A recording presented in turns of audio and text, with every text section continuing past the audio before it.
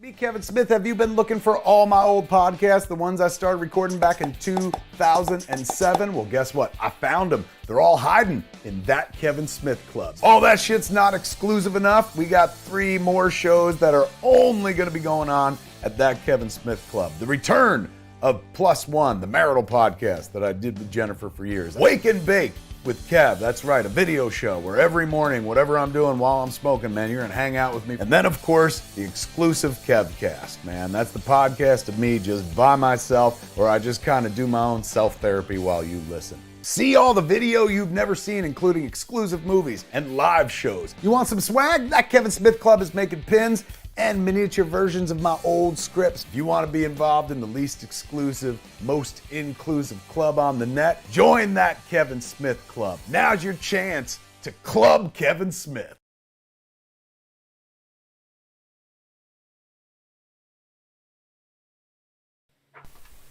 Hey! Ooh, that hurt. Hey, man. Bring it down. I'll tell you in a second. Welcome to Fat Man Beyond. I'm Kevin Smith. I'm Marc Bernardin. Hey. All right, kids. Full disclosure, I had oral surgery on Friday. Went to the periodontist, and they put me out. It was so intense that, like, they told me, like, you're gonna have an anesthesiologist.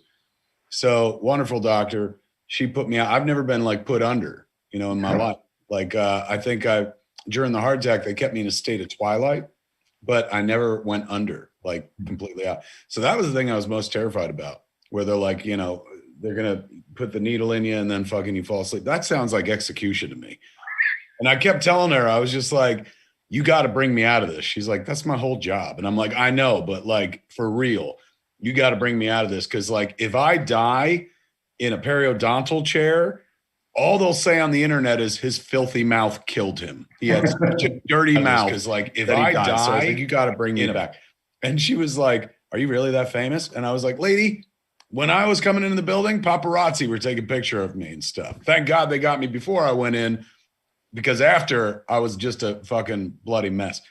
My doctor Zeeb did a wonderful job. He's fantastic. Felt no pain, still feel no pain. However, what I do feel, and you may hear it as I speak, is in order to do what they did, they had to go deep into my gums and scrape the roots of all my teeth, and then they pulled 3 teeth. There are stitches in my gums literally between every one of my teeth right now. So it's not painful, but I'm acutely aware of it. It's almost like having shit stuck in your teeth and you just want to like pull it out. But if you do, your gums will open and you'll fucking bleed out. So I didn't know if we were going to be able to do the show this weekend. That's why we moved it from Saturday to Sunday, because I was like, I don't know what kind of fucking condition I'm going to be in. I might be like, oddly enough, no pain. I mean, the guy's great at what he does. They didn't give me any like painkillers that's worth noteworthy. They gave me like Tylenol with codeine, and my wife was like, that's it. You got robbed. But I don't like using pain meds anyway. But in order to go through the procedure, I had to cut off the smoking. So I am 4 days without smoking weed. And let me tell you something. I don't know how you fuckers do it. Why would anyone choose to live like this? This is unbelievable. Like, life is so gray. That's very Dean Martin of you, who once said, I feel sorry for people who don't drink, because when they wake up in the morning, that's as good as they're going to feel all day. Kinda. I mean, I'm with them. Booze is a whole different beast, but I can kind of understand what he's saying. Yeah, it's weird, man. I'm not like, what I'm really happy about though is anyone who was ever like, you're a fucking weed addict. I'm like, number one, you cannot get physically addicted to weed. And they're like, yeah, but you never stopped smoking weed. I was like, well, there's never really a good reason. I was presented with a good reason and I've now stopped, and I'm not fiending. Like, I'm not like, shitty with everyone or throwing things or like, I want fucking weed or anything like that. So it's nice to know that I have discipline over the body still, that like, it is a choice when I fucking spark up. It's not like I got to get that fucking THC in me. Apparently I can fucking literally live without it. But I ask you again, why? Why? Spoilers, life without weed, here's the difference, right? Life with weed, you look like the Vision from WandaVision. Life without weed, you look like the white Vision we saw in the fucking credits sequence of this WandaVision. Just colorless, devoid of fucking life. So I miss it, but I'm not like, it's just, I'm befuddled as to why anybody would want to live without smoking weed. Did you know that we don't know how anesthesia does what it does? We know why it does it. Like we know that if you add this much to the body, it will knock you out. But they don't know precisely what's going on. Now you tell me? Yes, and I figure it's better you know now than on the front end. We're like, how do you know how to do this? We just do. Why does it do what it does? We don't know. If you told me this last week, I would have canceled that appointment. I'm like, you guys don't know enough about this shit. Marc Bernardin tells me that human beings don't know enough about anesthesia. Like, who? I'm like, Mark. Click. Yeah, it's like trial and error. They figured it out how to not kill people, but still shut them down. But they're not entirely sure why it does what it does to the brain. It's fascinating. Like, my wife, she's had it before. So she told me, she's like, they're going to count you down and then you won't even feel it. You'll be out and stuff. And she didn't count me down. Like at one point when everything was set up, she was like, cause she brings her kit to the doctor's office, this tower and shit, puts the needle. I think she put the needle here. And, she's like, I put oxygen in your nose. And then at one point she was like, all right, we're off. And I was like, you started it already? She's like, yeah, but it's not going to hit you hard right away. It comes in waves. And I was like, what do you mean? Oh, and then you get high. Like instantly there was this like, hey man, this is pretty fucking goofy. And then the next thing I remember, because I told her, I was like, I feel a little high. She's like, yeah, it's kicking in. The next thing I remember is her going, Mr. Smith, and opening my eyes, and it was fucking over. And that was 5 hours. 5 hours. Did I tell you? I don't know if I talked about it last week. I don't think I did. So, because I think this happened during the week. I talked to the doctor ahead of time, because he heard I was nervous and he gave me a shout and he was like, how you feeling? I said, terrified. And he goes, why are you scared? I said, what if I don't come out of the anesthesia? He goes, that's the least of your worries. That'll be fine. Your doctor's great. I wouldn't worry about that whatsoever. And so I said, well, I don't know, oral pain. I'm a real chicken. Like, that's why I haven't gone to get cleanings as I should and have wound up in this fucking position. Kinda. It's also genetic. But I was like, I'm scared of mouth pain. He's like, we're going to go out of our way and make sure you don't have mouth pain, but you'll be aware of it. And to be fair, I have no pain. Like, I am aware of it, but there's no pain. But he said to me, he goes, you can't drink anything before the procedure for from what time's our procedure? He said 12:30. So 4 a.m. on, you can't drink anything. And I said, what happens if I do? He goes, it's bad. If you have half a glass of water, I have to call off the operation. So a whole time, before I went there, I was like, all I have to do is drink 1 glass of water. This shit's over. But he said also, I said, why? Will I expectorate water or choke on my own fucking vomit or something? He goes, no, but you're going to be in the chair for 5 hours and you're going to be sedated. You're going to be out cold. I said, okay. And he goes, well, before we start, we're going to make sure we take you to the bathroom. So you have to go to the bathroom or anything. I said, oh, I ain't worried about that shit. I said, I'm like a camel. I could hold it for fucking days, man. I ain't Jason Mewes. Like, fucking, he's got the bladder of an infant. I can fucking hold it. And he goes, okay, but there are options. And I was like, what do you mean options? And he's like, well, we have things here for you that you could wear that, look, we all wind up wearing them eventually. And I was like, are you offering me a diaper, doctor? And he was like, yeah, he put on a diaper. So that way, if you go to the bathroom. And so I said, I already feel ancient by virtue of the fact that I'm going to a periodontist and doing this shit. If I put on an adult diaper, I'm done. Like, I might as well just fucking, what if I fall in love with it? And I'm like, why haven't I been wearing this my whole life? You can just let it go and shit. I was like, no, I'll pinch it. My shit's still good.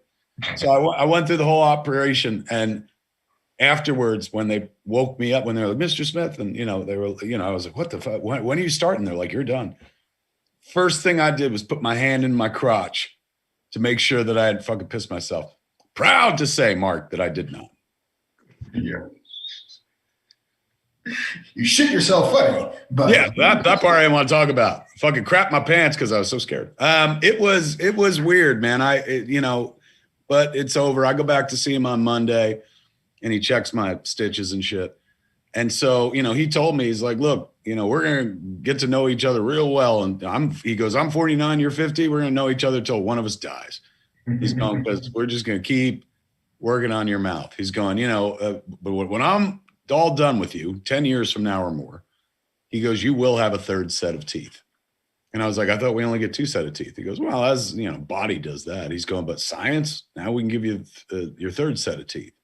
I was like, what do you mean? He's like, you implant screw-ins and shit. And I was like, that's like all of them? And he goes, well, you could do dentures. I was like, my parents had dentures since I was a kid, always sitting right on the sink in a fucking thing. And he goes, you shouldn't. He goes, it's the 21st century. With the means that you have at your disposal, there's no reason that you should be wearing denture plates. Do you understand me? And I was like, but I mean, that's how I was raised. And he's going, science of the mouth leaps forward every year. He's going, if you'd gotten implants 3 years ago, they're archaic compared to what we could do now. He's going, so by the time we start doing implants on you, we're talking quasi-futuristic shit and stuff. And he's going, human beings weren't meant to live past 50. So we've been trying to figure out how to save our teeth for longer than that. He's going, so implants is like your future. It's the way to go. See, so, you can stack them like a shark's teeth. You can get like 2 and 3 rows of those motherfuckers. Just hell yes. That'd be amazing, man. But apparently, like a few years ago, one of my dentists was like, hey, man, you got a bridge. I'd gotten a bridge when I was in New York shooting Cop Out. One of the other, fucking Bruce Willis was one toothache, and then I actually had another toothache. And so the dentist there, this lady gave me like a bridge, took out the one tooth and put a bridge between the two. And my dentist out here, who is like John Marashi, he's like dentist to the start. He does Ben, he does Matt, he does, think anyone fucking famous, he does their teeth and shit. So he's a real perfectionist as an artist. And he's like, I can't stand that bridge they gave you. I really want to get it the fuck out of there. And I was like, well, what would you do? Do a new bridge? He's like, no, I'd do an implant tooth. And I was like, what's that? And he's like, we drill into your skull and put it in. I said, I'm not fucking doing that shit. That's all I'm going to be doing apparently for the next 10 years, according to my periodontist. He's like, yeah. He's like, if you want teeth, that's what you will be doing. So, for everyone that ever said he's got a fucking filthy mouth, they have no idea how right they were, Mark. And in the next 10 years, it'll be fucking spotless. Oh, my fucking teeth are going to outlive me. I have in this bag my 3 molars. I won't show them to the crowd because it'll make people retch. Ooh. But they let me walk with them, and I keep them on my desk as a fucking reminder to keep a clean mouth. I expect them on a necklace at some point, like some weird war trophy. You better believe it, man. Like these. Well, I told him, I was like, I want those. He's like, why? I was like, they've been with me since I was like 12. Like that's like leaving friends behind and shit. Now I fought to get them, and now that they're sitting on my desk, it's real unnerving. I had to like put it away because I kept looking at it like those were in my mouth. What the fuck? So it's official, Mark. For the first time in my life, I do feel old. I feel like, oh, I'm 50. This is the kind of shit. And, most 50-year-olds don't have to deal with this shit. I'm sure a lot of people don't have to go through it. But I'm feeling like, oh, my God, like the system is now starting to break down. Like it's all entropy from here forward. They always tell you by the time you're 50, you'll have a different doctor for every body part and shit. So. Well, all we need to do is just keep slowly replacing you until you're bionic. And then 100-point restoration, just done slowly over time. If they replace every cell of me, am I still me, though? Well, Ghost in the Shell, according to that animated film, would tell you that you are. Although you'll be wrestling with that state of being for the next 400 years until you die. What's amazing about Marc Bernardin is he brings us right back on track. I'm sitting here talking about old-timey oldster stuff, about fucking mouth pain and shit. Thank God Mark's like Ghost in the Shell, so that most of our audience is like, finally, something relevant to my interest. Fuck your mouth. We want to talk about WandaVision. We want to talk about how you're a cyborg now. Yeah. Yeah. This is on brand, kids. I'm like a robot. I'm like Cable. Like, part of me's real and part of me's not. So how have you been? What was your week like? My week, what the fuck was my week like? My week was a week of handing shit in. I finished writing my Spider-Man one-shot that I'm doing for Marvel. I'm sorry, it's not Spider-Man, it's Peter Parker, the Amazing Shutterbug, which will tie into the big Heroes Reborn event that is happening in May. So that was this week of writing, was writing that, getting that away. I've been, as we are both men of age, and trying to add ways to elongate said life. I've been walking a lot more than I used to be walking. Nice. Every morning I get out there and do a couple of miles, Get one of these sons of bitches, man. My wife gave me a Fitbit for fucking Valentine's Day, and I'm obsessed with it. So I got the Apple Watch version. Nice. Which, does it make you get up? Like this fucker, periodically, I'm just sitting there and it's like, you have 220 steps to go. And I'm like, what? All right. And I get up and start walking the house. Well, it makes me stand every hour. And then it'll tell me, it's like, hey, a brisk walk in 15 minutes will help you close your exercise rate. It's like, oh, okay, cool. I'll do that. You and me are the same thing. We're being told by little machines what to fucking do now. That's the beginning of our robot overlords, and I welcome them wholeheartedly. This motherfucker, this is Dr. Theopolis right here, man. I just become Twicky. That's it. But I've been listening on my walk to first, I was listening to the Sandman Audible drama. With James McAvoy? Yeah, James McAvoy and Kat Denning plays Death. Does she? Yeah, she's great. She's great. And it's amazing, and it's so incredibly well done. And it reminded me of my love for the Sandman, which I haven't read in a while.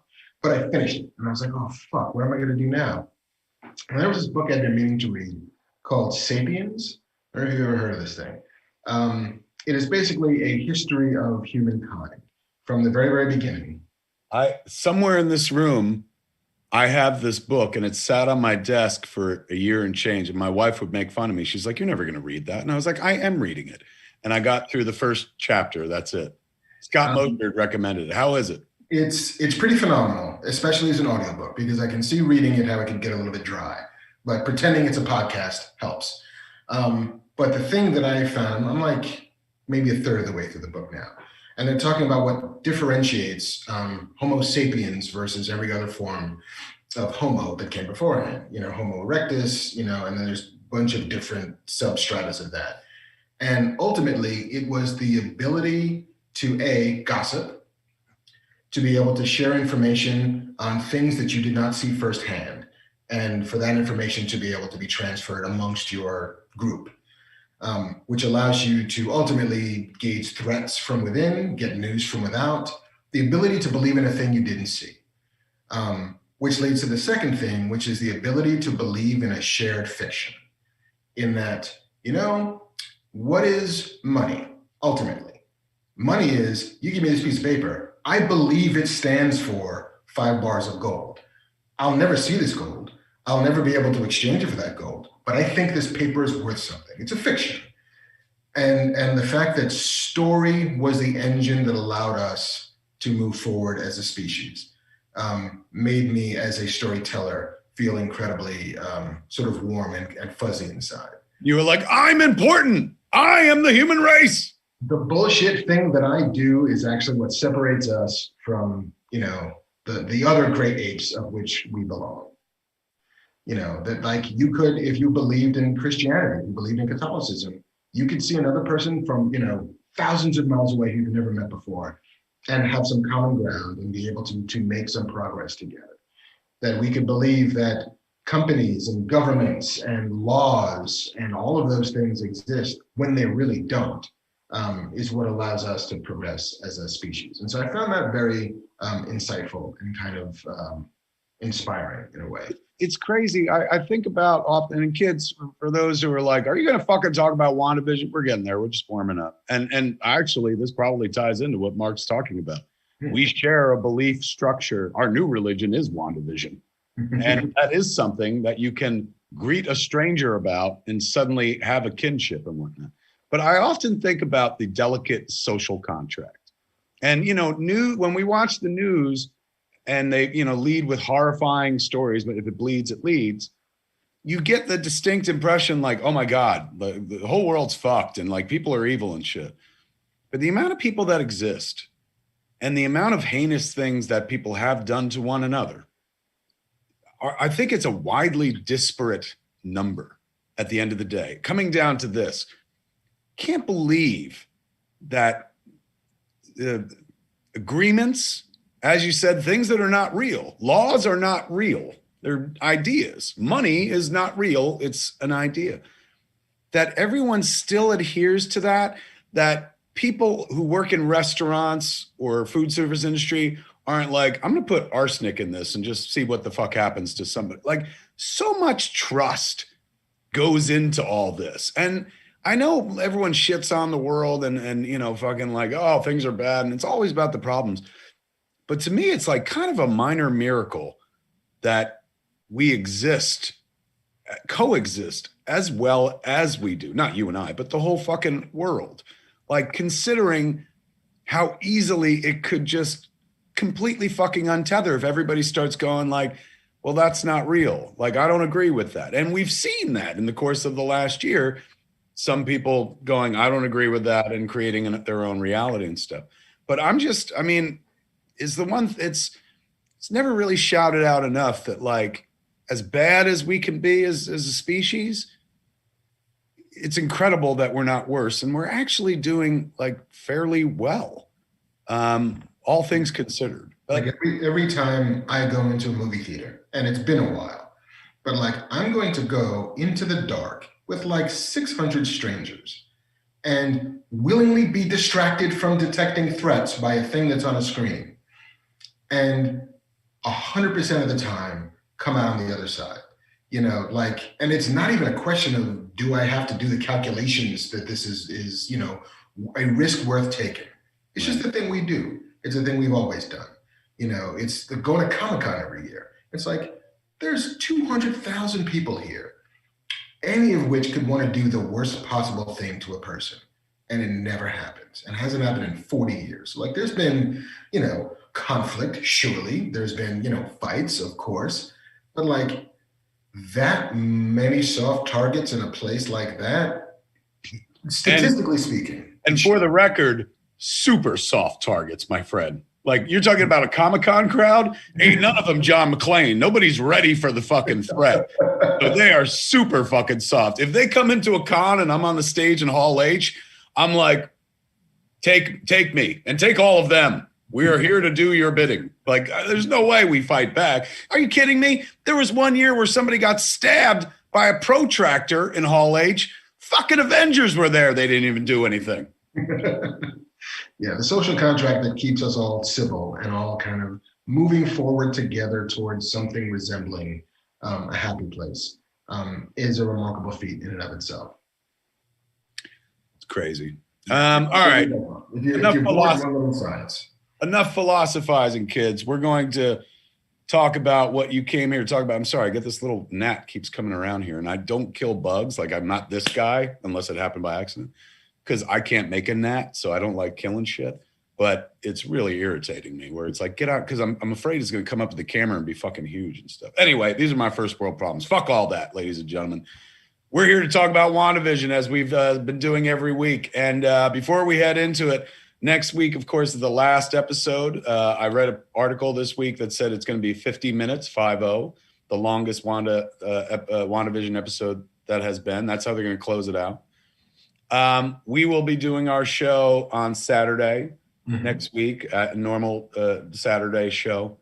And we're going to have a very special guest. I'm not going to say who it is, but it's incredibly relevant to our interests here on the show.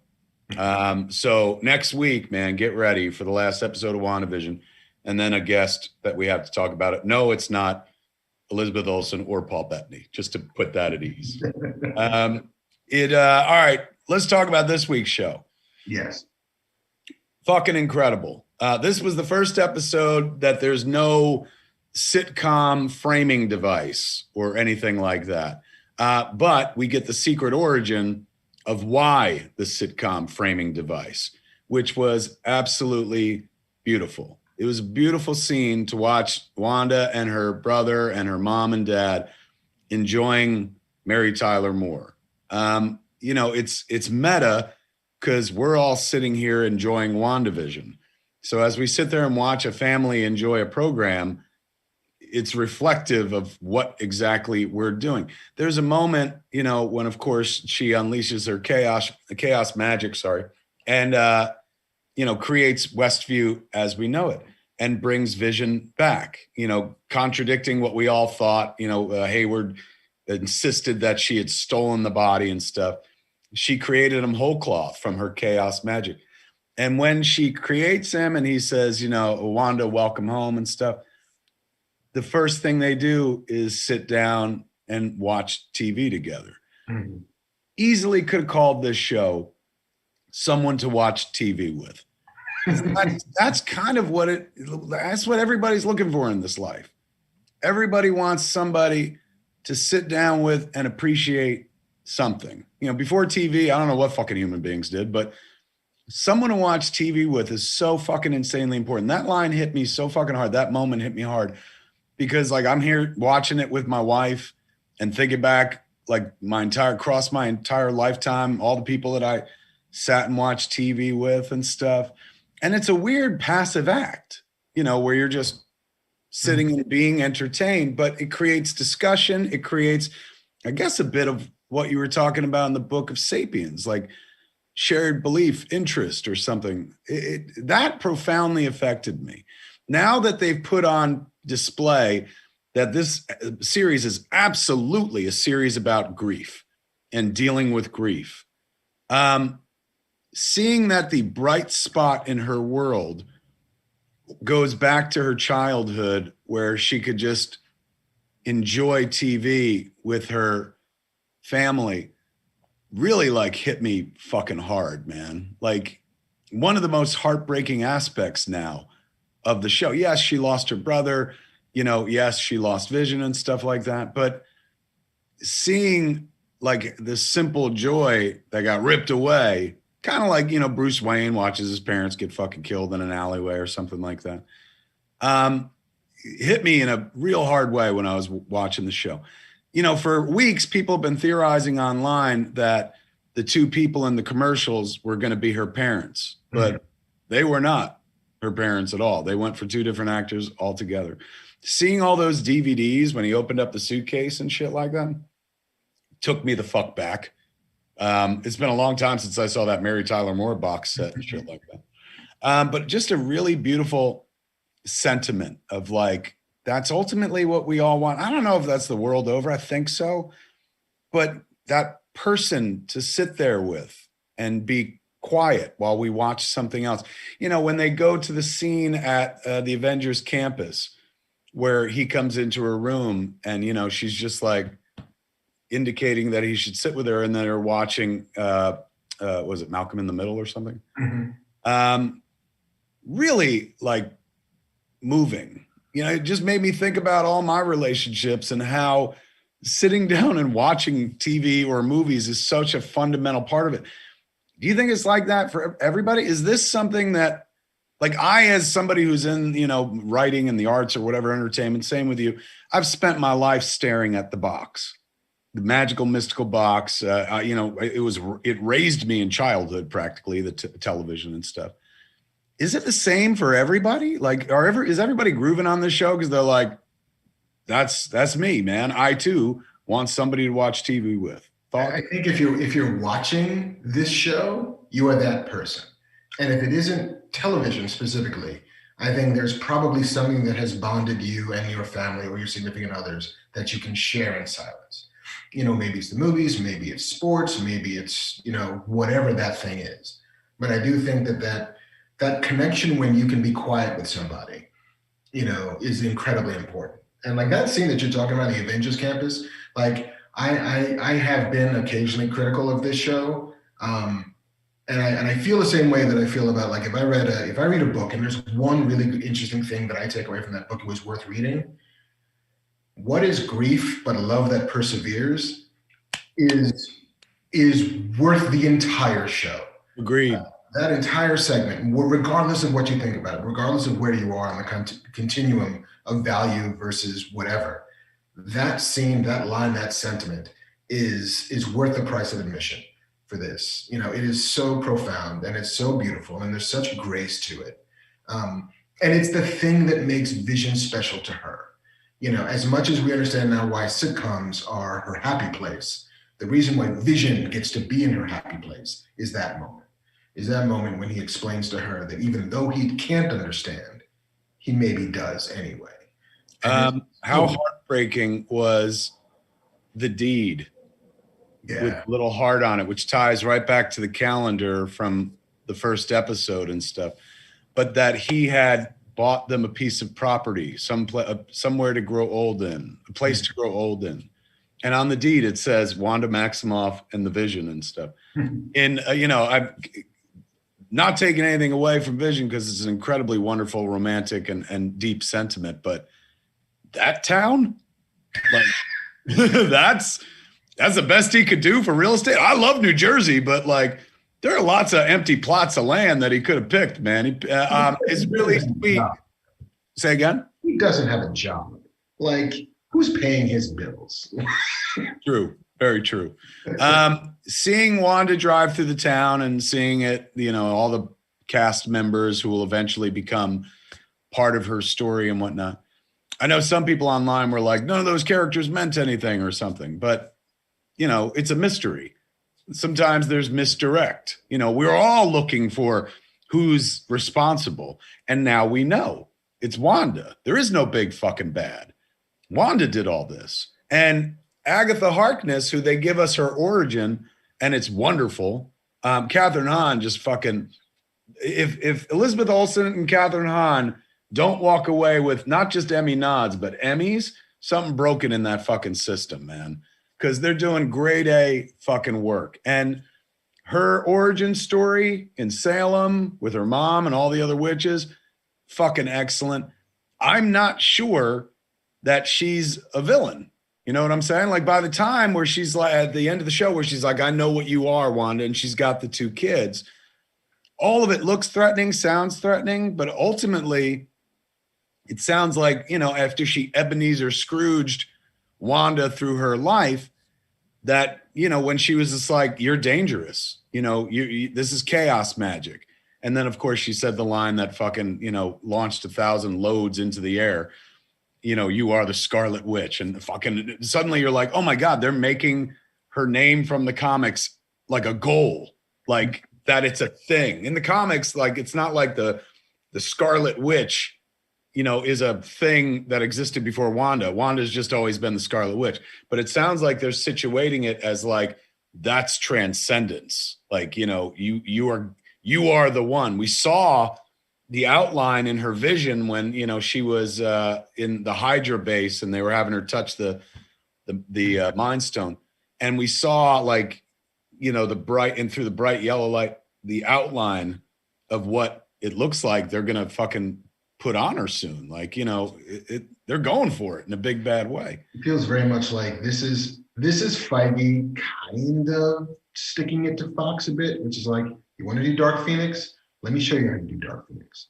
Like, let's make Scarlet Witch the embodiment of something else, some kind of like the Travel, Gozer the Gozerian, like some kind of weird title position thing of fear. Do you think we saw not this week, but last week, the book downstairs in the basement, which could be the Darkhold. Right. Darkhold, you know, has been in Agents of S.H.I.E.L.D. It's been referenced other places. It was going to play a central role in our Howard the Duck cartoon. That was the only way for him to get home, was the scattered pages of the Darkhold. So, which now that I've seen WandaVision, if that is indeed the Darkhold, that would have been a reason to kill Howard the Duck right then and there. So if that's the Darkhold, in Marvel Comics, there's one guy responsible for the Darkhold, and it's not Mephisto. It's a guy named Cthon, you know, who goes way back. Marv Wolfman and Bill Mantlo created the characters, like, and they're the ancients and stuff. There's a couple others and whatnot. So I'm still not sure whether we're going to get Mephisto. The way everybody keeps going, like, it's got to be Mephisto. If it is, I'm thinking it's her rabbit. Mr. Scratchy. Because remember, she took that fucking bug and she turned it into a bird, and then she fucking threw it, and then the rabbit ate the fucking bird bug thing. Mm-hmm. And then Wanda looks at it for a second until, homegirl's like, Wanda, hey, pay attention. Maybe the bunny is going to turn out to be Mephisto or Chthon or something like that. But I don't think we're looking for a string puller anymore. As revealed in this episode, this all came from Wanda. It was just like Monica Rambeau said, it's all Wanda. Mm-hmm. So Agatha Harkness feels less like a villain to me and more like, somebody who obviously has been around for a couple hundred years. And she is in the magic realm of Marvel, kind of akin to, who would it be? Somebody in the Marvel Cinematic Universe who's like a Doctor Strange, I guess, to some degree, also fucking a magician. I love that they're going into the magic realm of MCU. Of course, they did it with Doctor Strange, but this is different kind of magic. I love that they're retconning. This is what I was thrilled with about this episode. I've been reading comics. You've been reading comics for how long? Part of the tropes of comics is you got a bunch of different writers telling a bunch of different stories over many, many years. So some person writes a story. If somebody else down the road, is like, well, the rules of that story fuck with what I want to do. So I'm going to change it a little bit. I'm going to go back and change something in history. It's called retconning, of course. They're literally retconning the Marvel Cinematic Universe as we speak. And it, like, every time I watch something, I'm like, oh my God, like Avengers Endgame, the big battle at the end, you're like, that looks like a fucking comic book splash page. Watching the Marvel Universe, the movies and the TV shows, to me, has been the closest experience I've had to reading comics in the 80s and the 90s when it was deep in my fucking heart and soul, when I was memorizing all this shit like it was my religion. Because even the trope of retconning, they're bringing into their work. So they're like, look, we've said this, that she's this, and she was there when the bomb went off, and they waited for it to go off, the Stark bomb. Now all of a sudden they're telling us, like, Wanda used a probability hex and saved their lives.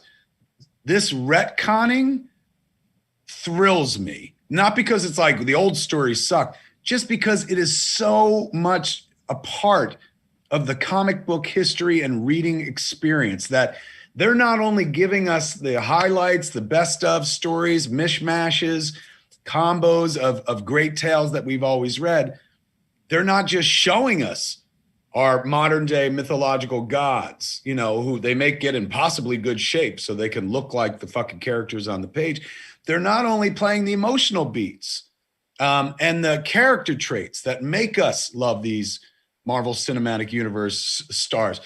Thinking about Captain America, young Steve Rogers before he becomes Cap, diving on the grenade, trying to save everybody. Moments like that come straight out of comics and make you feel like, yes, this is very much a comic book.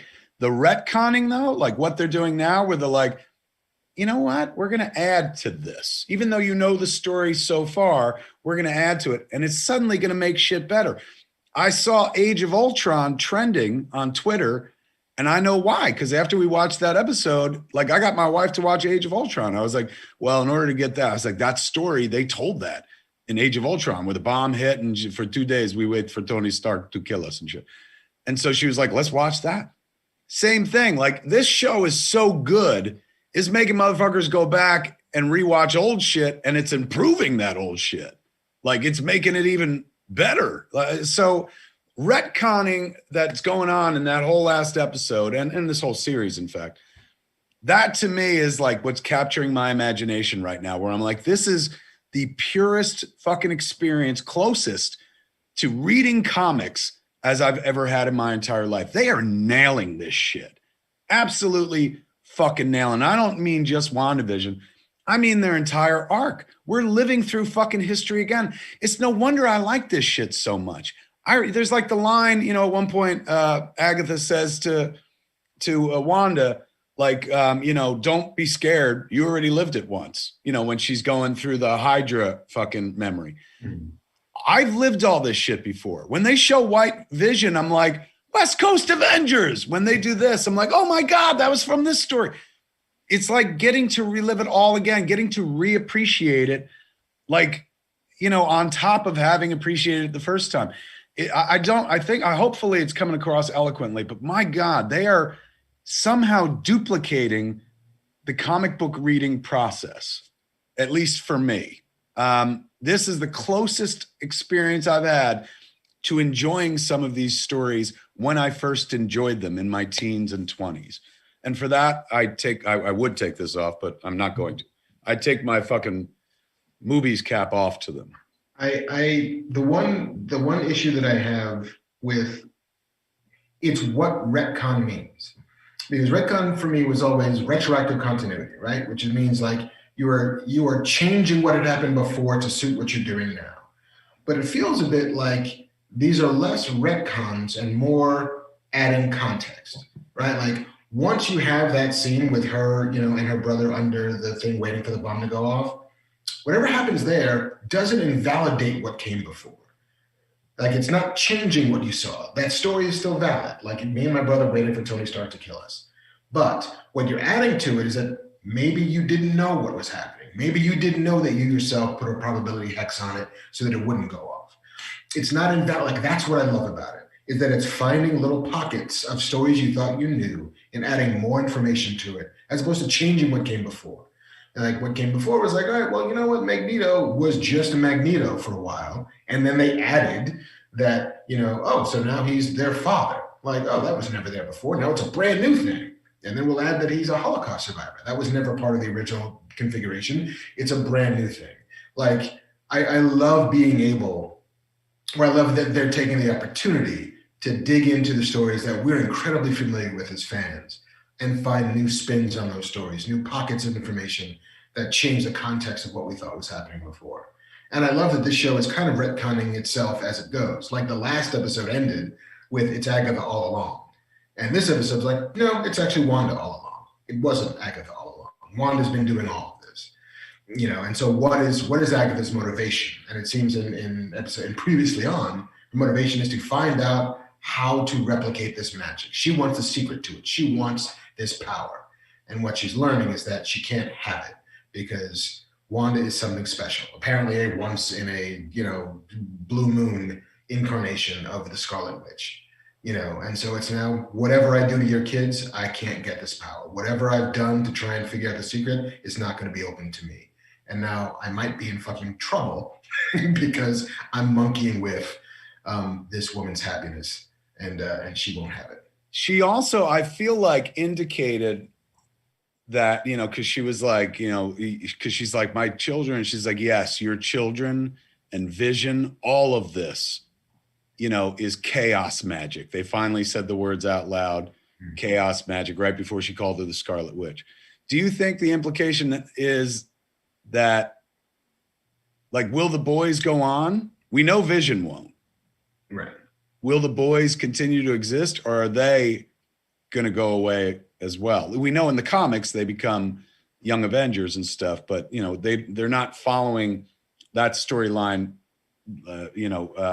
to the letter. Mm-hmm. So it could be that, like, what sends her off the edge, other than everything we've just gone through, is if those kids aren't fucking real as well, because they got one more episode to send her to Doctor Strange in the Multiverse of Madness. 50 minutes to, I don't know if they're going to make her the Scarlet Witch in this show or wait for that movie, but like there's still some heavy lifting to do. Name here in chat said, stop shaming Westview. I didn't think I was, but regardless. He says, we saw at the start of Endgame, that's how all cities look right now. This is days after Endgame ended. Fair enough. But I don't think I was shaming Westview. And also, Westview, not a real place, kids. You can't shame a place that doesn't fucking exist. I think that if, and clearly if past is prologue, then Kevin Feige is always playing a long game. That for Wanda to believe that those kids are gone is different from those kids actually being gone. And like, if you ever want to spin off into a Young Avengers anything, then those kids can be part of that formulation. but it's probably important that Wanda thinks that they're either dead or banished or whatever the fuck the truth is, so she can break all the way bad. Do you think they're going to make her and White Vision fight? Like somebody in chat was just like, you don't think she's going to put her his personality into White Vision? I don't think so. I think they set us up for that with that scene where she's like, I can't feel you. Mm-hmm. I think they're telling us like he's dead. Like he ain't coming back. At least the Vision that she knew and loved and stuff. This one inside Westview. Well, I mean, it depends on what your thoughts on chaos magic is. Like if chaos magic does indeed create, which Agatha said, you can create a world whole cloth. Or she said, like, here you are making, fucking breakfast for dinner, using all this magic to do that. So I wonder if she has, in Westview, she had the ability to bring Vision back. Do you think this is Paul Bettany's swan song is what I'm asking? Like, do you think when this is done, Vision is done? That's the feeling I got from this episode, is that once this adventure is done, like she is going to come to grips with the fact that Vision is gone forever. There's a beautiful moment where, in Endgame or Infinity War, when, he's like, what do you feel? And she's like, I just feel you. And then they echo it when she's over his body and she's like, I can't feel you.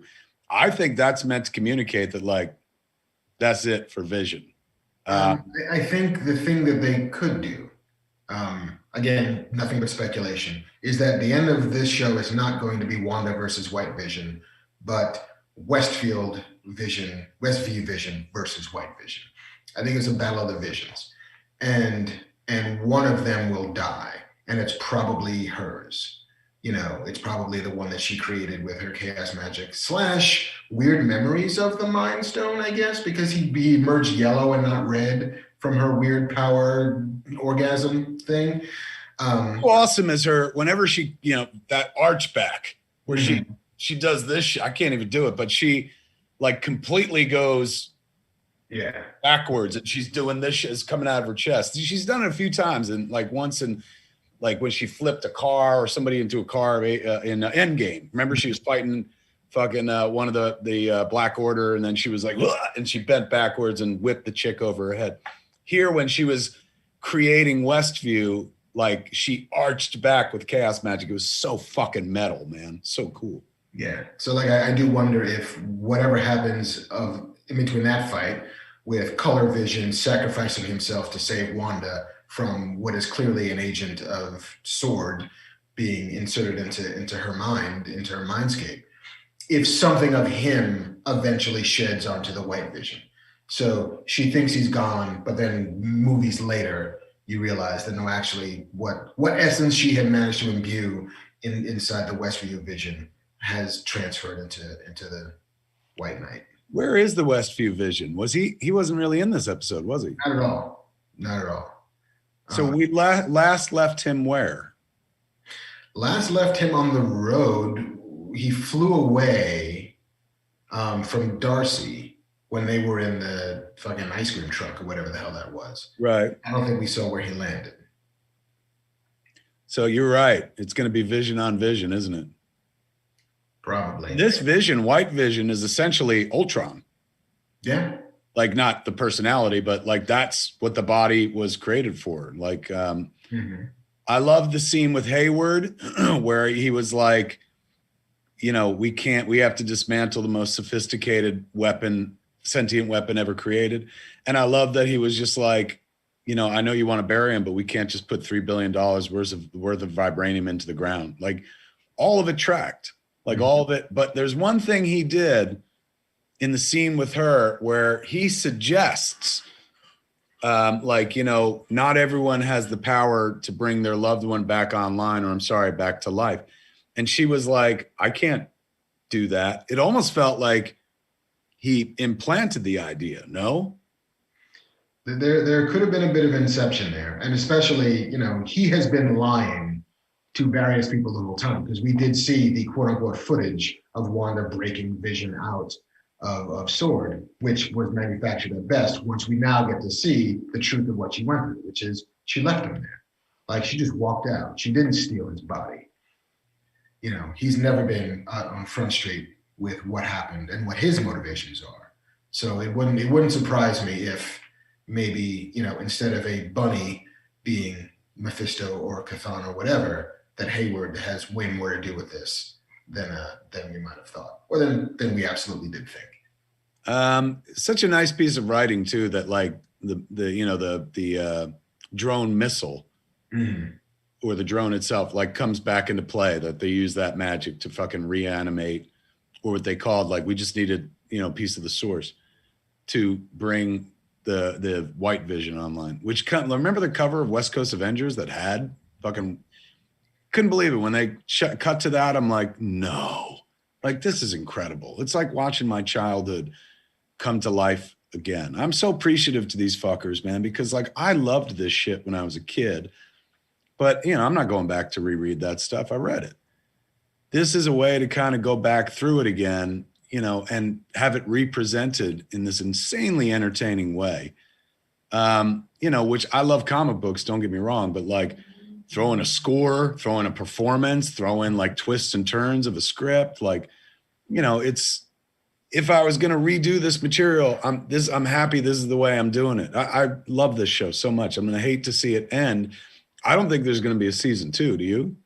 Feige has kind of gone on record. He was at TCA's over the weekend. The Television Critics Association has their winter tour, where all of the studios and all the networks will parade their wares in front of journalists and say, here's what's coming, here's what we're doing. And so he had his, you know, a big sit down with journalists. And he said, yeah, like we know what Falcon and Winter Soldier season 2 looks like.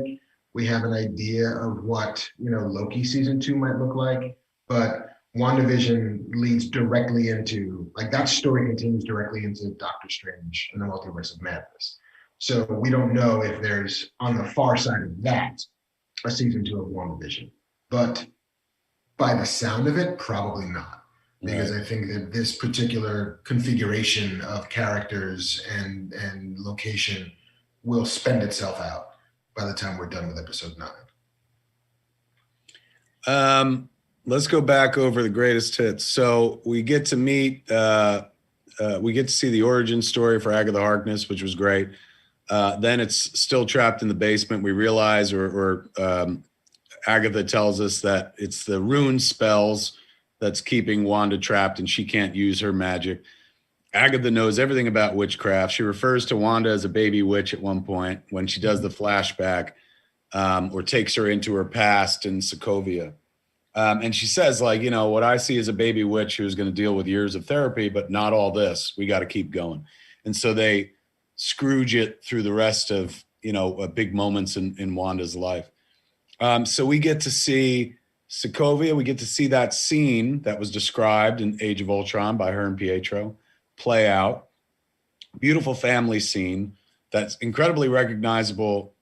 At least to me, like, you know, that was my family. We didn't speak Sokovian, but that was my family growing up. We gathered around the TV and fucking ate food, and everybody does that. That's fucking America, man. That's probably the world. Like, I always say it's America because I just grew up here, but they got TV everywhere, Mark, last I heard. So I bet you that's incredibly universal as people watch this. They're like, oh, it's not just like my wife. She wasn't raised in this shit. She don't read the comics, or she didn't like read them when she was a kid or something like that. But she's watching the show. She gets emotionally invested because the human element, man, you know, the best superhuman stories, they have the super because that's impressive, but it's always the human element that's the most relatable. We can't relate to super strength and flying and shit, but we can relate to emotional material and stuff. And watching it work on somebody that like it necessarily shouldn't work on, somebody who wasn't raised in this shit or deep in the genre, it makes me feel like they're dealing with this incredibly universal theme that, you know, and it's ironic and because it's meta as fuck because we're watching it on TV, but they're using this TV show to make a small statement about how important fucking TV has been to us forever. Like, you know, at least that's, I don't think that's the message of the show, but that's one of the nice little byproducts of that. I don't know if this sounds right, but it lets you off the hook a little for wasting as much time as you did watching TV in your life. Because you're like, well, look, this little girl, she couldn't watch the shows, so I watched them for her. We do, let's see, she goes back to Hydra. We get to see like her when she was like, you know, making blocks fly in the air and smashing them like at the end of one of those flicks in the post-credit scene. And we see her, you know, deal with the Mind Stone, but whatever happened in that room didn't happen on video. Right. So everybody watching in Strucker's organization, they just saw like a blip and then she collapses to the floor. But a pretty powerful fucking scene as well. But my favorite of the flashbacks, I love the family one, but I loved her in Vision because that's her falling in love. That's the most we'll get to see probably of her falling in love with Vision.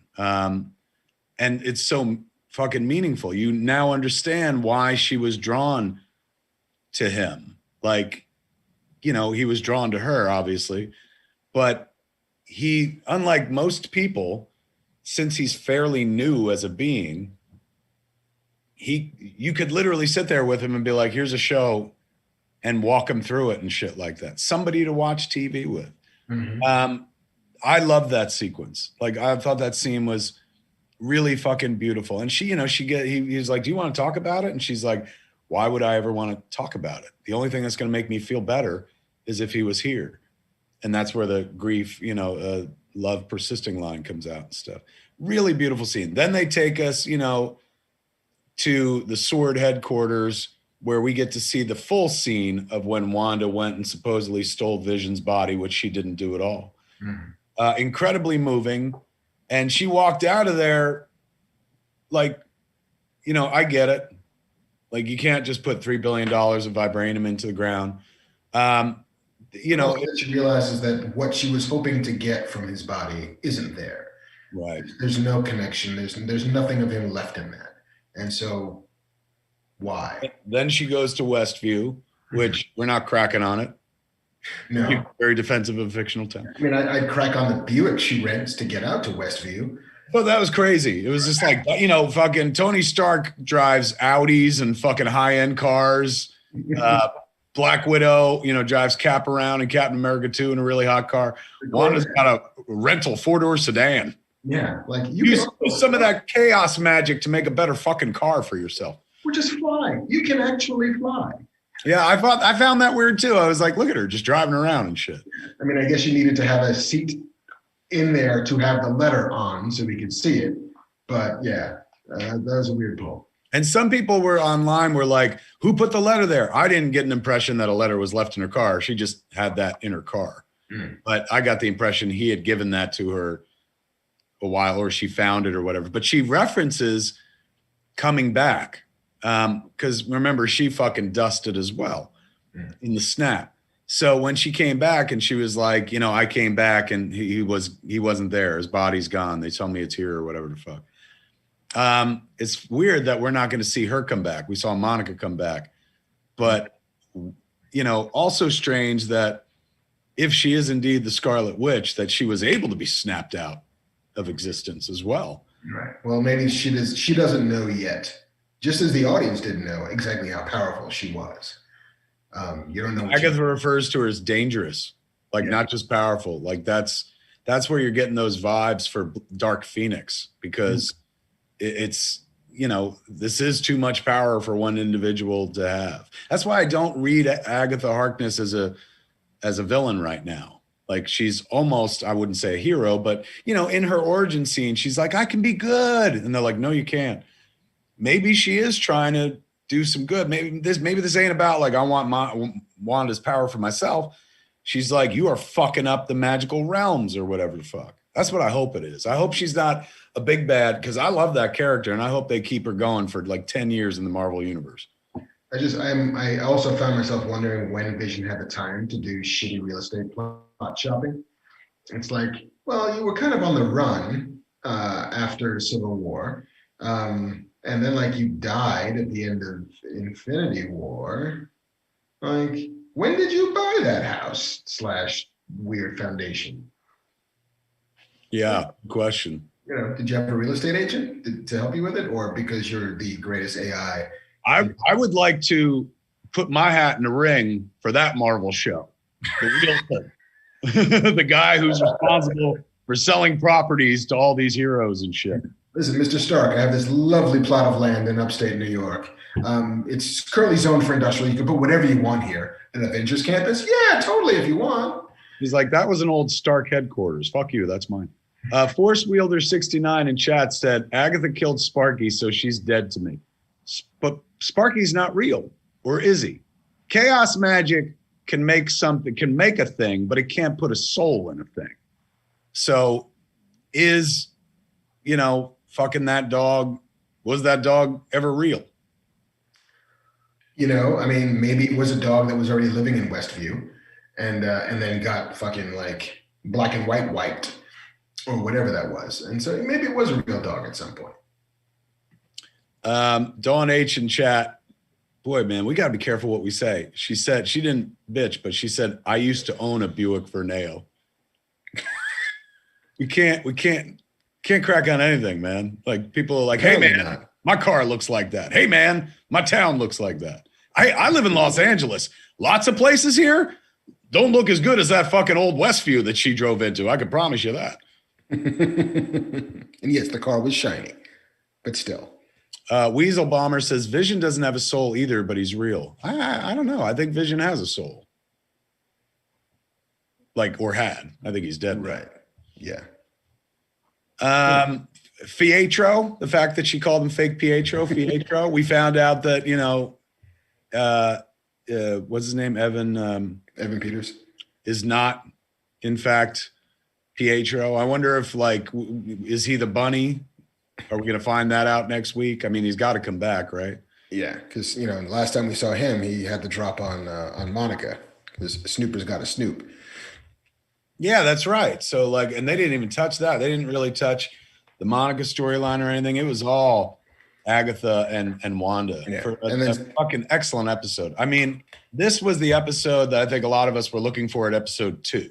But you don't get to earn this episode until you go through the whole fucking journey. Yeah. Although I would also say that you could have slid this episode around in the order a little bit. You wouldn't want it as early as 2, to your point. That's probably too soon. But it could have been 4. It could have been 4 or 5, and so that you'd have enough time to build the mystery and then pay off what the mystery is about and then deal with the repercussions of all of that stuff. But that is a tiny pick to knit to pick. Matthew Robarge in chat says, quit casting the bunny. Jeez.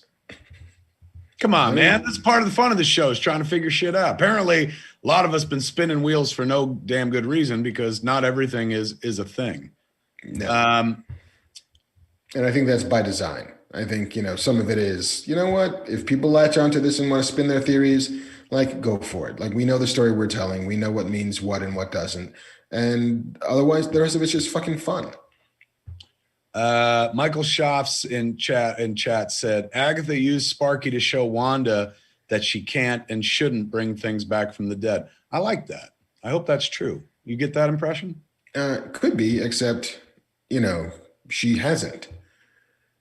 She didn't actually resurrect dead Vision into live Vision. She just created a simulacrum Vision of her own. True this. Like Hoder said, have Kevin and Mark discussed Superman reboot yet? No, kids, we're still just on WandaVision. We'll get to the news. Yeah, we'll get to the news, but this is right now. Liu Kang says Agatha and Pietro was a crystalline possession, and that she didn't. Agatha said Pietro was a crystalline possession, that she didn't do necromancy. So who did she possess, or is it like a hard construct but magic? Meaning, who is Pietro? Or what is Pietro? Unclear. It could just be a fucking paperboy. Could be, some weird animated, magic construct. JWT Cosplay in chat says it's all over when White Vision speaks with Ultron's voice next episode. If they did that would be fucking nuts. Oh my God, I would love that. Give me that Spader back. Charles Pierce says Pietro is the beekeeper. That's an interesting theory. Joseph Monteroso says, why is Fietro? Who is Fietro? What is Fietro? Why is Fietro? Why is Fietro? I'll do you one better. Why is Fietro? This is one of the reasons I love this show is because you get to hear from a bunch of people who have like, this is clever. It's Zayden too says Vision's initials are TV. The Vision. Do you think they're aware of that? That can't be. That's what a great observation. But Joey Shalom said the bunny is Victor Garber. Maybe we'll be able to get him on the show. Absolute Jeff's kiss for that. Oh, delightful. All right. Did we cover enough WandaVision? I feel like we did, man. I feel like we did. And I think, next week will be our last chance to see and or talk about WandaVision. Space Tiger says the bunny is clearly Ebony. I've seen this theory online. Agatha has a cat, black cat, normally named Ebony. Some people online are theorizing that Ebony, phonetically broken down, is a bunny. Sure. That seems like deep cuts. Like I that might be reading something where something isn't. Yeah, but because you could just do a cat. We gotta hide this cat. All right.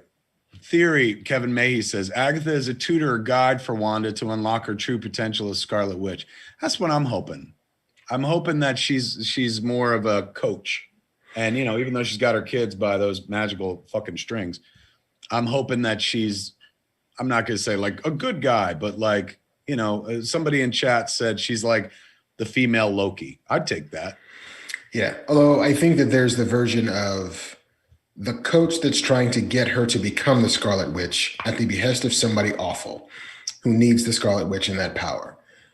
So is she like the herald of Galactus in a way, which is like, oh, I need this power on this plane to unlock X because X is where Mephisto lives or whatever that is. I need to usher in the coming of the new age. And to do that, we need a Scarlet Witch. I want to buy your version of WandaVision's last episode right now.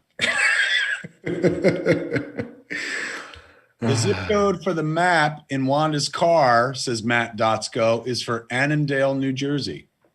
Isn't that weird? And isn't that also where that military base was, where Cap has to go in Winter Soldier? I think you actually might be right about that. Raphael Roygan Daniel says Wanda saw her mother, Natalia Maximov, in the chamber scene. Did he? Did she? I don't recall, but I thought she saw a vision of the Scarlet Witch. Yeah, of herself. Or possible future, yes.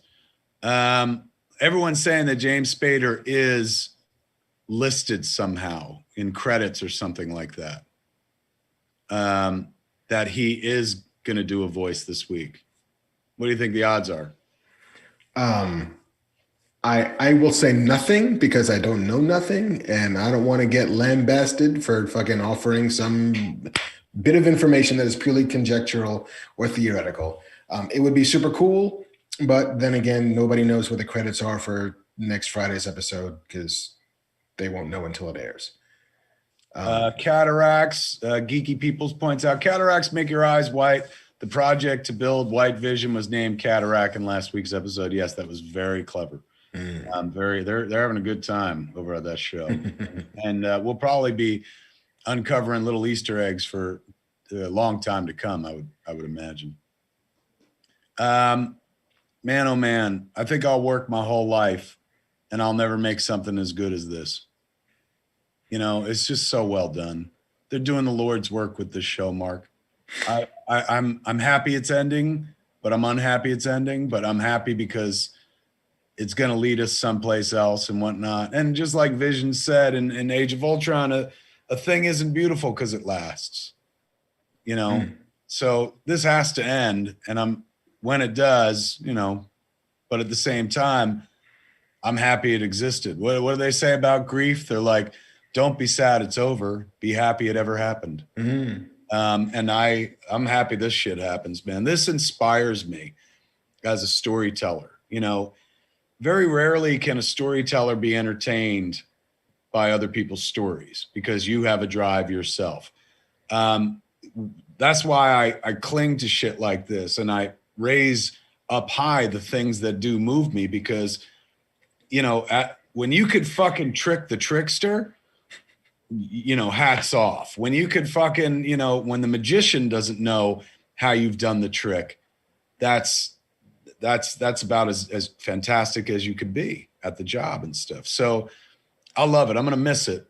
But I love that it existed at all. It's made the last, you know, fucking 2 months wonderful, but it's also kind of like, it personally, it's given me a way into these Marvel movies with my wife, who couldn't have given a fuck. And now, like, literally this morning, I showed her the fucking Cap jumping on the grenade scene on YouTube. She's like, "What's that?" And I was like, "That's from the first Captain America, the first Avenger." She's like, "We haven't watched that." And I was like, so personally, it's delivered, you know, my wife to the Marvel universe. So I'll always be appreciative of it for that as well. Excellent. Yeah, I look forward to your ongoing binge with Jen. Like, you know what? Let's go all the way back to the beginning. Let's just marathon this slowly but surely. Because every one of these will make her want to watch more. Truly. Sally Beauchamp just said something. Chthon theory might tie into the Eternals. Do you think any of this? I mean, it all is going to tie in some fashion or another. Right on, man. I didn't even think of that. Scott Hawk says Spader makes sense as the actor that Bettany wanted to work with. You know, Paul Bettany was like, "There's a cameo coming up with an actor I've always wanted to work with." And, you know, some people online are like, maybe he met himself because he's going to be fighting himself. But Scott Hawks is saying maybe it's Spader that he's referencing to. And what does this part say?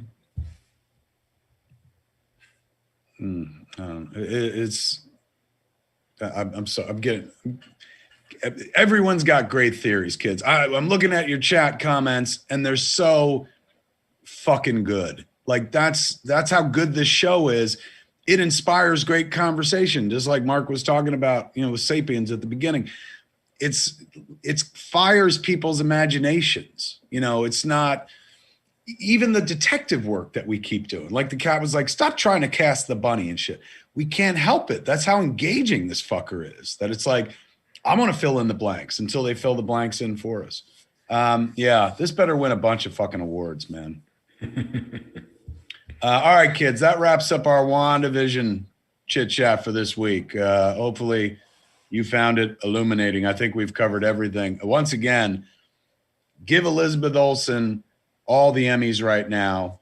Give Catherine Hahn all the Emmys right now. What'd you think of her costume? I liked seeing the Agatha outfit. It was dope. Yeah, that was pretty sweet. I mean, the only thing she don't have is the white hair. They let her keep like dark hair. Yeah, she did look full on Grey Gardens, and I appreciated that. True, so true. All right, kids. Next week, final episode of WandaVision on Thursday at midnight and shit. And then on Saturday when we do our show, we're going to have somebody to talk to who might be able to tell us a bunch of stuff about WandaVision. But for now, we're done with WandaVision. Now, we come to that part of the show, ladies and gentlemen, where we rely on the muscles of the man to my over there. Fuck, wherever he is. That guy. That guy. I can never do it. Like, it's a mirror. There you go. That guy. Mr. Marc Bernardin, before he was a creative force, before he was writing Marvel comics, that's 2 at least he's got under his belt right now that I know of, if not more. Before he was working on TV and movies and shit and other things that we can't talk about. He was a newsman, a news hound, if you will, a journo. And he speaks their language, kids. He knows the language of the press. And that's why every week we ask Marc Bernardin, go out there and find out what's happening in the news. He traps it, brings it back alive, and we get to talk about it right here. Mr. Marc Bernardin is going to give you the news, kids. Indeed. The big story this week, which broke, as seems to be the case, relatively late in the week, is that J.J. Abrams and writer Ta-Nehisi Coates are doing a Superman movie. Like, you know, JJ, I think, one of the reasons why he moved his Bad Robot production company to Warner Brothers was to get to play with the DC Universe toys. I think there is floating around the internet somewhere an old J.J. Abrams Superman script that he wrote back in the day. Like he's had an affinity for this character for a long, long time. The one where Krypton survived. He wrote a script where, you know, the baby goes off, but Krypton did not blow up. And so Kryptonians came to Earth to like take over and stuff like that. So yes, he's so far just producing, but Ta-Nehisi Coates, if you're not familiar with Ta-Nehisi, is one of the biggest, brightest intellectuals working today. He was a columnist for The Atlantic. He wrote an amazing piece of journalism called The Case for Reparations, a 20,000 word sort of just deep dive into what reparations for slavery means, which then would help inspire Damon Lindelof to do Watchmen. He's also written books like The Beautiful Struggle and Between the World and Me, which was somewhat memoirish, but he also, more pertinent to our conversation, relaunched Black Panther back in 2016, which was not... He became a comics guy. He, you know, according to him, he's always been. Right. But this was the first time he actually got to make the things that he was in love with since he was a kid.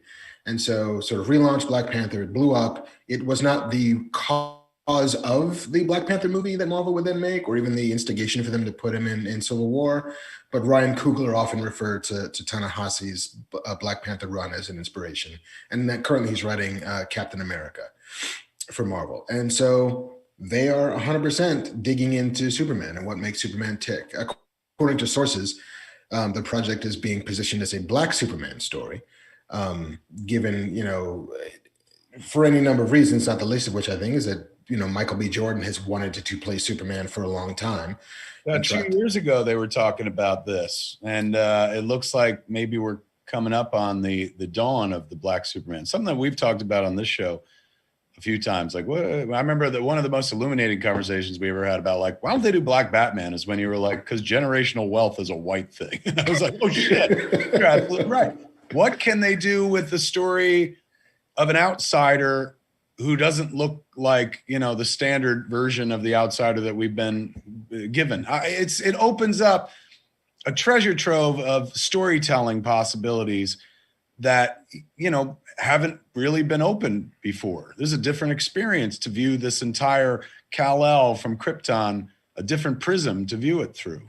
I mean, there's two paths, right? We are going to do Kal-El. We're going to do the traditional, like, he will land in Kansas or someplace thereabouts. He will be Clark Kent, but he will be, you know, he will have dark skin, which Krypton, as we've seen from media in the last 30 or 40 years, is not a completely homogenous, you know, ecosystem. There are Black Kryptonians, white Kryptonians. I'm sure there are, you know, other hues on the chromatic scale of Kryptonians. So yes, there's nothing to say that this person has to be, if he's going to be Clark Kent, has to be white. And then there's the Val Zod version of it from, you know, Tom Taylor and I think Nicola Scott did a run in Earth 2 where they introduced, you know, I think his name was Calvin Ellis when he, you know, would then be an Earthling. But it's a completely different version of that story in which, you know, a Black ex-Kryptonian still lands on Earth and still puts the S on his chest and fights crime as Superman. There are virtues to both of those for sure. You know, one of them pisses off less people, I think, for the same reason that people were furious that, like, why is Heimdall Black? Like, there were no Black Vikings, except that there totally were. But so for me, like, I kind of want him to be Clark Kent. You know, like, I kind of want to just, like, what does that story look like through a different prism? You know, what does the story of an alien look like? What does the story of adoption look like? What does the story of finding yourself and being different look like?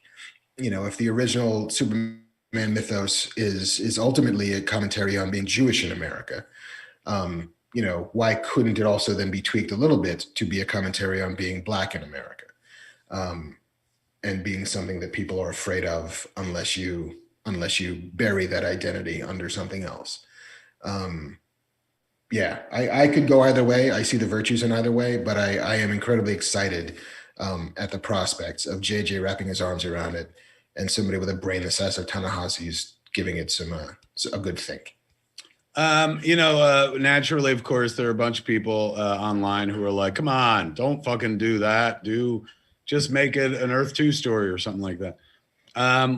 Somebody in the chat, they went by fast, but they said this type of tokenism is why people turn to the right.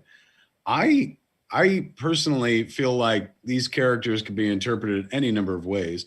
I know some people are like, what does this mean for Henry Cavill? I think Henry Cavill was done from what I understand. Zack Snyder seems to be done. They're not talking, what they call it, a creative cul-de-sac. It's not like they're going to continue or something like that. So we already have two Supermans going right now. We have the Snyderverse Superman, Henry Cavill, and now the CW Superman and Lois Superman, what's his name? Tyler Hoechlin. So,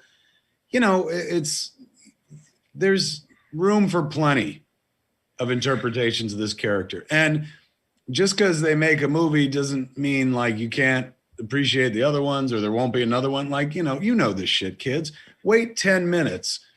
There'll be another fucking Superman right after that and stuff. I'm all for it. I'm going to see it. It's not like I'm like, oh, I'm against this or I'm not going to see it.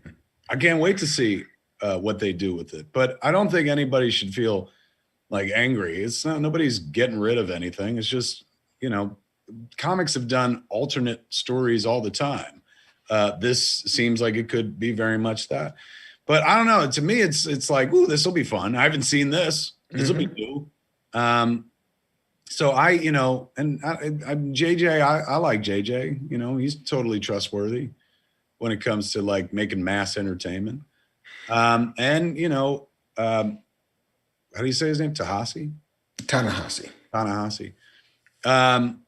You couldn't ask for a more erudite author on a fucking Superman movie. Think about kids. They hired my dumbass to write Superman in '96. At least they're going up. At least they're like, look, we got an intellectual to write it this time. I'm all for it. I can't wait to see it. But yeah. Do they do, if it is indeed Black Superman, and they haven't said that yet, but if they do Black Superman, is it the entire universe? Like, is it Black Lois Lane, Black Lex Luthor? Or is the story more compelling if it's, white Lex Luthor or Asian Lex Luthor or whatever? I mean, I feel like, everything is up to a certain amount of litigation. Like once you crack that part open and say, you know what, this is how we're taking, Clark Kent / Black Superman. And if it is Val Zod, then there's also no saying that we're coming into conflict with Luthor's and Lane's and all that stuff.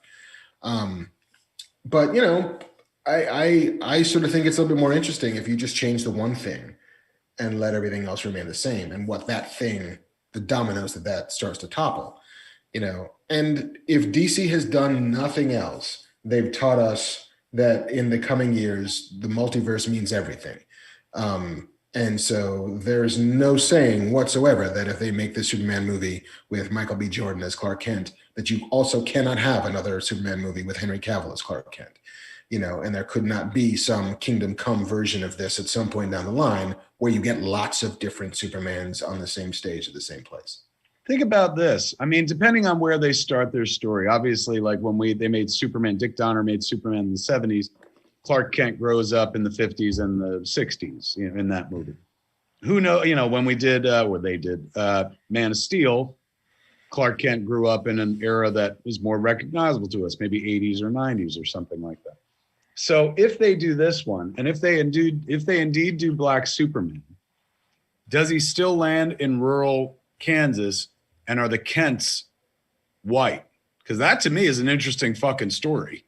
Where it's like, it's one thing for two old people to find a baby and start passing it off as their own. At least if that kid, matches their race, nobody's going to question it. That's an interesting wrinkle to a story to be like, where'd you guys get a kid? And by the way, why doesn't that kid look like you? Yeah. Like, I think at that point, the lie that everybody was willing to believe for the Kents, where I'm sure their friends knew, like, she wasn't pregnant. Like, that ain't that kid. Well, they lived rurally, Mark, like way out there on a farm. So it's not like they went to town a lot. So she could have gotten pregnant. But yeah, that to me is like, that's an interesting wrinkle to a story where it's like, I've not seen that before. They've never done,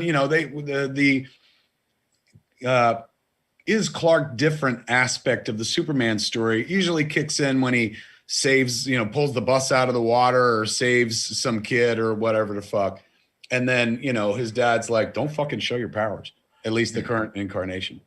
It'll be interesting to see like how this, if they indeed do Black Superman, how it gets to unpeel the onion in different ways and layers than we've never seen before. Like, I mean, it totally feels like there's opportunities for new and different kinds of drama within that same thing. Because yeah, to your point, if it is still two white people from Kansas who have to adopt and go through whatever machinations of adopting, a Black infant, and what happens when this Black kid has power, and what happens in the, a world of Kansas. And, I am not going to cast a broad brush on what Kansas is like, but it is middle of America. And, and again, still not casting a broad brush, but it is a different experience to be Black in the middle of America than it is to be Black on the coast of America.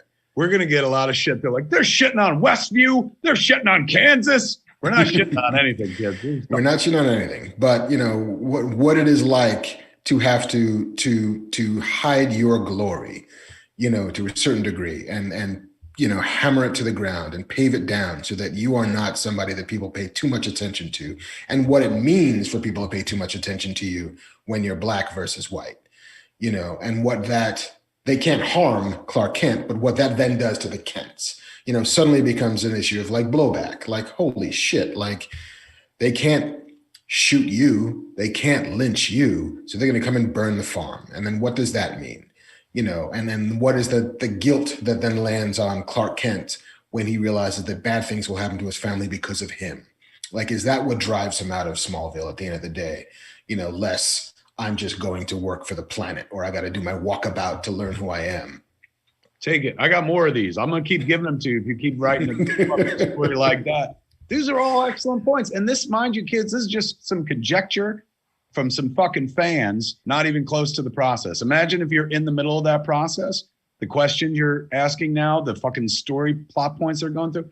Here's how, and I'm not saying they should do this, but here's how they make it better for everybody. For the people that are like, Superman's got to be white.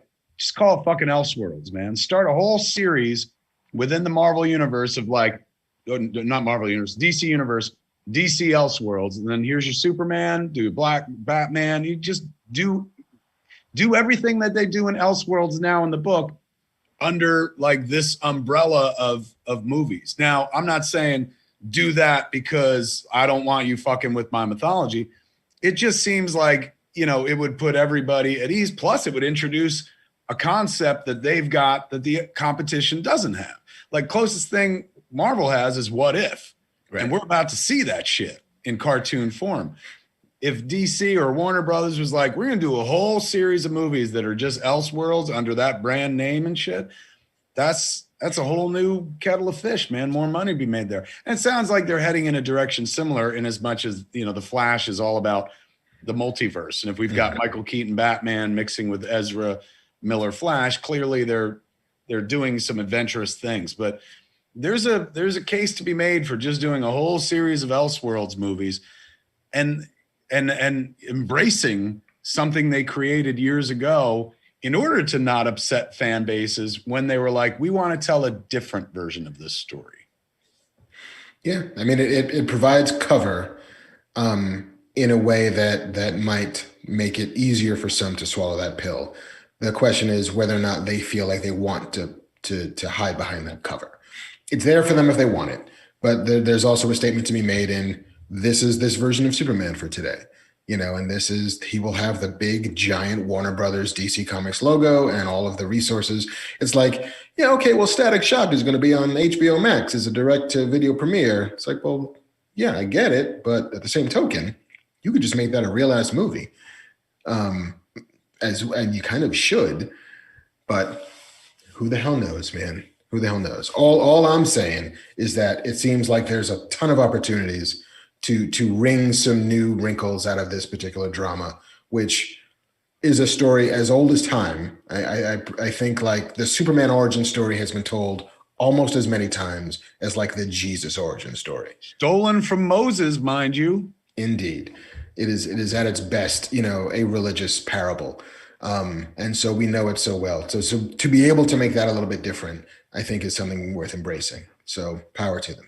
Furman67 in chat says, what if preceded Elseworlds by almost 20 years? Yes, that's absolutely true. Nobody was saying that Elseworlds came close. What if has been around for a long, long time. I was just saying they both have their own kind of thing. But yes, Marvel did it first, long before DC. However, DC had a multiverse before Marvel.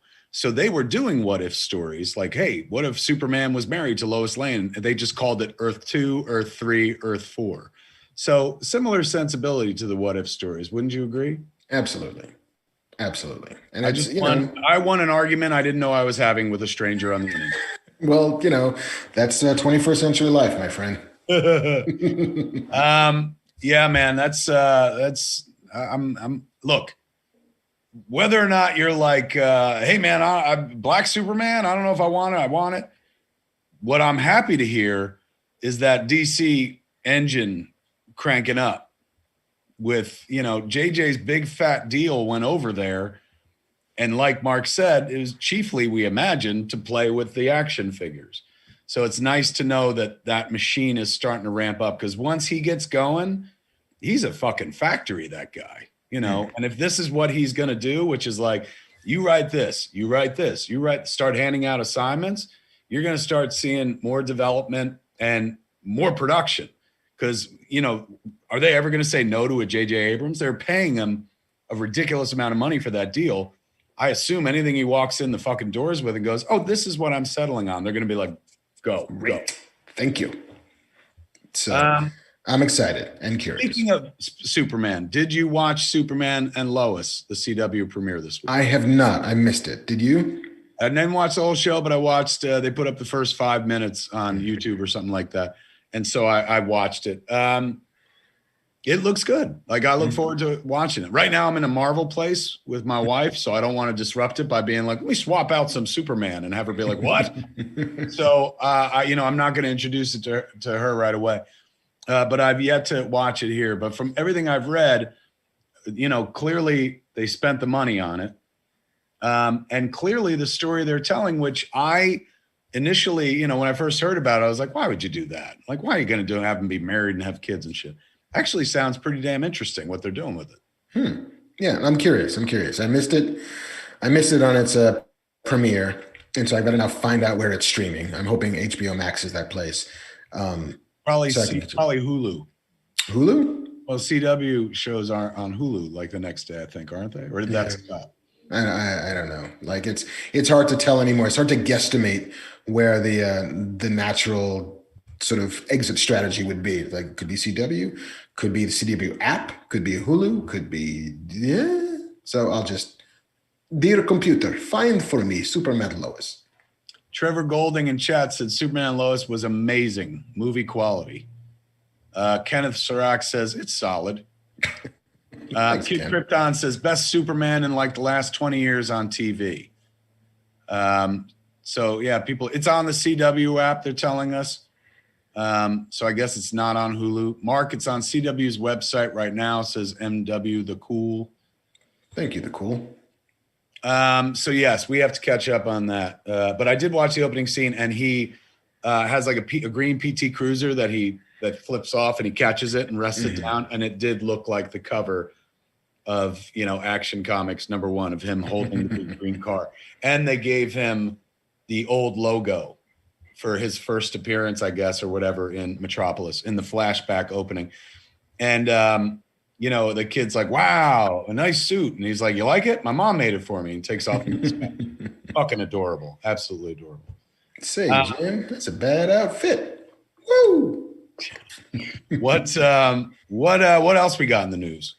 The other thing, not the other thing, but the next thing on the rundown is, it's small really in the grand scheme of things, but we finally got a title for the next Spider-Man movie, revealed in the most adorable way. It was very adorable. Yeah. We're young Tom Holland talking with Zendaya, and the other guy, whose name escapes me. But like, I can keep a secret when I've ever spoiled anything. Like my mouth is like a steel trap. And then they walk by the blackboard or the whiteboard that's got, all the various titles on it, including, highlighted, circled 1,000 times, Spider-Man No Way Home. To correct, Charlie Huffman said in chat, it's the Fleischer Superman symbol, not his first one. My bad. You're absolutely right. It's the Fleischer S that they put on his chest. I'm sorry. I'm 50 and I've had oral surgery on Friday and I've not smoked weed in 4 days. So bear with me. My mouth has holes in it that it didn't. I've got literally stitches between every one of my fucking teeth. Bear with me. I forgot. You're absolutely right. It's the Fleischer one. Back to what you were saying, Mark. Yes. Spider-Man No Way Home. Including on that whiteboard, if you look very closely, there's lots of little like hexes on there. Like, ooh, is there going to be hex magic in Spider-Man No Way Home? Is this also going to, in some fashion, deal with magic in our universe? And it seems as if this big next phase is a magic phase. Well, it said No Way Home indicates that like he is lost in the multiverse, or also indicates like, how do you get back after this Mysterio thing? But I think it's definitely multiversy more than anything else. Yeah. Which is like, Tom Holland's been out there saying like, we just shot one of the greatest action sequences of all time. He's been saying high praise for the movie. But, of course, it's not like he'd be sitting in there going like, we're making the biggest piece of shit. But everything he's been saying has been very encouraging. Not like we needed encouragement. Like, what if this John Watts can't pull it off? He's made 2 wonderful Spider-Man movies. I'm sure this one will be his swan song, will be equally as wonderful, if not better than the previous 2, because my man is then heading across the street to work on FF, for heaven's sakes. So he's got the goods, man. He's got the goods. I can't wait to see this movie. Yeah. And apparently it'll only be in theaters in December 17th. Of this year. So when is Doctor Strange? I'm not sure. I think Doctor Strange is 2022. So Spider-Man is happening before Doctor Strange? Yep. I thought Doctor Strange was going first. And March 25th, 2022 is Doctor Strange Multiverse of Madness. Oh my God. So when WandaVision's over, we're going to have like a fucking year without Wanda. Yes. Unless she also appears in Eternals. Yeah. Or sprinkled into Spider-Man Far From Home, if there's multiverse shit.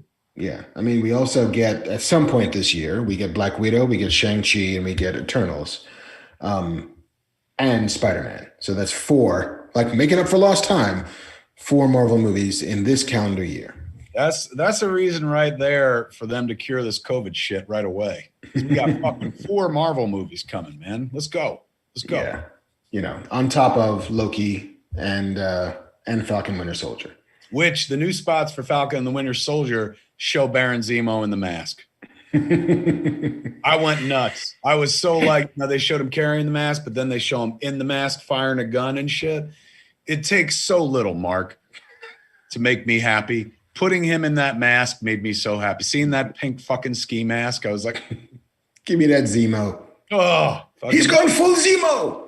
Right. Full Zemo. Yeah, none of this fucking I don't have a mask Zemo. And he was good. Daniel Bruhl was really good in that movie. His performance is so good that he made up for not having that fucking mask. But let's be honest, if you bring him back, put the fucking mask on him. And they did it. They did it right by it. Can't wait to watch. You don't go half Zemo. You got to go full Zemo. Full Zemo. What else we got? Let's see. Disney Plus announced a couple of premiere dates. Also as part of that TCA big rollout, they announced that Star Wars: The Bad Batch will premiere on May the 4th. Very, very appropriate. Oh, look at that. That's Star Wars Day. That's in planning. And then the series premiere of Loki won't be far behind as it hits on June 11th. I'm in. I was most excited about WandaVision. They're getting me more excited about Falcon and the Winter Soldier with that Zemo shit. And Loki, I need more information on. Of course, I'm there for Tom Hiddleston. He's wonderful. That character's great. But it's not on my radar yet. I know it's coming, but I'm not like, oh, I will, I'm sure, once I start seeing longer spots and whatnot. Yeah. It does make me wonder, what the likelihood of Black Widow being a Disney Plus premiere, or at least a Disney Plus and theatrical simultaneous premiere. Because there's a bit of a gap between, I think we're getting Falcon Winter Soldier like in 3 weeks. I think ultimately it's coming, like end of March, middle of March. And then we're not getting Loki until June 11th. And it seems as if there's a world in which there's a bit of a Marvel depression in the middle there that you could like, I don't know, maybe middle of May, end of May, you can get a sweet ass Black Widow movie in there. I've seen some online reports of it could be dummied up, doctored schedules, but there was one that indicated that Black Widow might be a May Disney Plus release, but that could easily be an online fake or something like that. It could be. But New York is Falcon and the Winter Soldier going to be 10 episodes or 6? 6. So that takes you from, when does it begin? March 19th. So that takes you, 2 of those episodes take you to March, April. And then you get another 4 that takes you through to May. It takes you right up to June. So it might only be like a slim period between Falcon and the Winter Soldier and Loki. Did you say June? Well, no. If Falcon Winter Soldier starts in March, it'll be March and then the end of April, and then May. Oh, that's right. I fucking left May out. So May would be the place where you could put Black Widow if you wanted to, because New York is going to start opening theaters. New York City at 25% capacity. There is still no word yet on LA or San Francisco. I'm not sure where Chicago is, but just thinking about the population density of theaters that will make the studios comfortable to begin putting movies in theaters and have that be part of the revenue driver. Don't know when we're going to be there. And I don't know if we're going to be there, vis-a-vis the vaccination rates / COVID, transmission rates going down. Whether or not it will just at some point make sense for them to have to pull that trigger to keep this train moving the way they want it to be moving. It's like, well, one of these is going to have to be a Disney Plus premiere, and that one is probably going to be Black Widow. I'm down. My wife, since we've been watching these Marvel movies, at one point she said to me, she's like, "Is there a Black Widow movie?" I was like, "It's funny you should ask." There is one. They just haven't released it yet, and we watched the trailers and stuff. But do you think, since it's a story set in the past, does it have any relevance for the ongoing Marvel Cinematic Universe, Black Widow? I mean, it's easy for it not.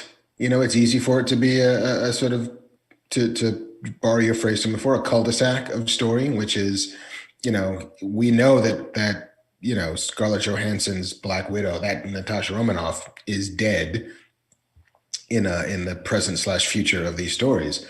And so, like, maybe you can set up a bad guy, maybe there's a villain who can kind of spill forward. Maybe there's some kind of doohickey or MacGuffin that can spill forward. But I don't know quite how well it could tie in with current ongoing story. Mark DePriel says, at Disney Investor Day, they said Black Widow would come out in May. And then Dick McWillie, great name. Oh, yeah. May is a huge month in the UK as it's when Disney Plus launched. So I expect them to have some content to keep subs. I mean, if they've launched, it's called what, Disney Star or something like that. Star is where they're putting all of the sort of adulty stuff. I think the FX stuff and some of the Fox library that's a little bit more mature is Disney Star. But yes, Dick McWillie and fat black Patrick Swayze should form some kind of team, like Harley Davidson and the Marlboro Man. I would watch that. I would watch that adventure film. Matthew Lawton is saying Soul of the Dragon was good. A lot of people are like, you guys watch it yet? I still haven't watched Soul of the Dragon, so that's something I'll do this week. Yes, we've been bad at our homework. Yeah. Well, I mean, to be fair, we've been doing, there's been a lot to cover. And WandaVision is really just fucking taking all the fucking warm water, man. It's where you want to be. I've been living for Thursday nights, I'll be honest with you. I had to go get my oral surgery Friday morning, but I still stayed up till fucking midnight watching, like, waiting for Wanda to come on, because I was like, this is the last good thing's gonna happen before they fucking cut my gums open and shit. And I had to watch it without weed, which It's been a rough couple of days for you, man. Again, it's not like a horrible thing, and I'm not fiending or something like that, but it's just such a colorless world. You know what it's like? It's like eating spaghetti without spaghetti sauce, where you're like, well, I could do it, but why would you do it? Why wouldn't you want to put sauce all over? I miss my spaghetti sauce, smoking my spaghetti sauce. Come here and get some of this seasoned food. A lot of people are asking me about doing edibles and shit. I can't. My teeth, like that would mean eating something. There's sprays I could use and shit, but I'll be honest with you. I'm just curious to see how long I could go. Every once in a while, like I'm big into fasting, so I'll fucking go like 5, 6, 7 days without eating just to see if I can accomplish it and shit like that. Now I'm in this place where I'm like, let me see how long I can go without weed, just to shut up any fucking remaining critics who are like, man, him and fucking weed or whatever the fuck.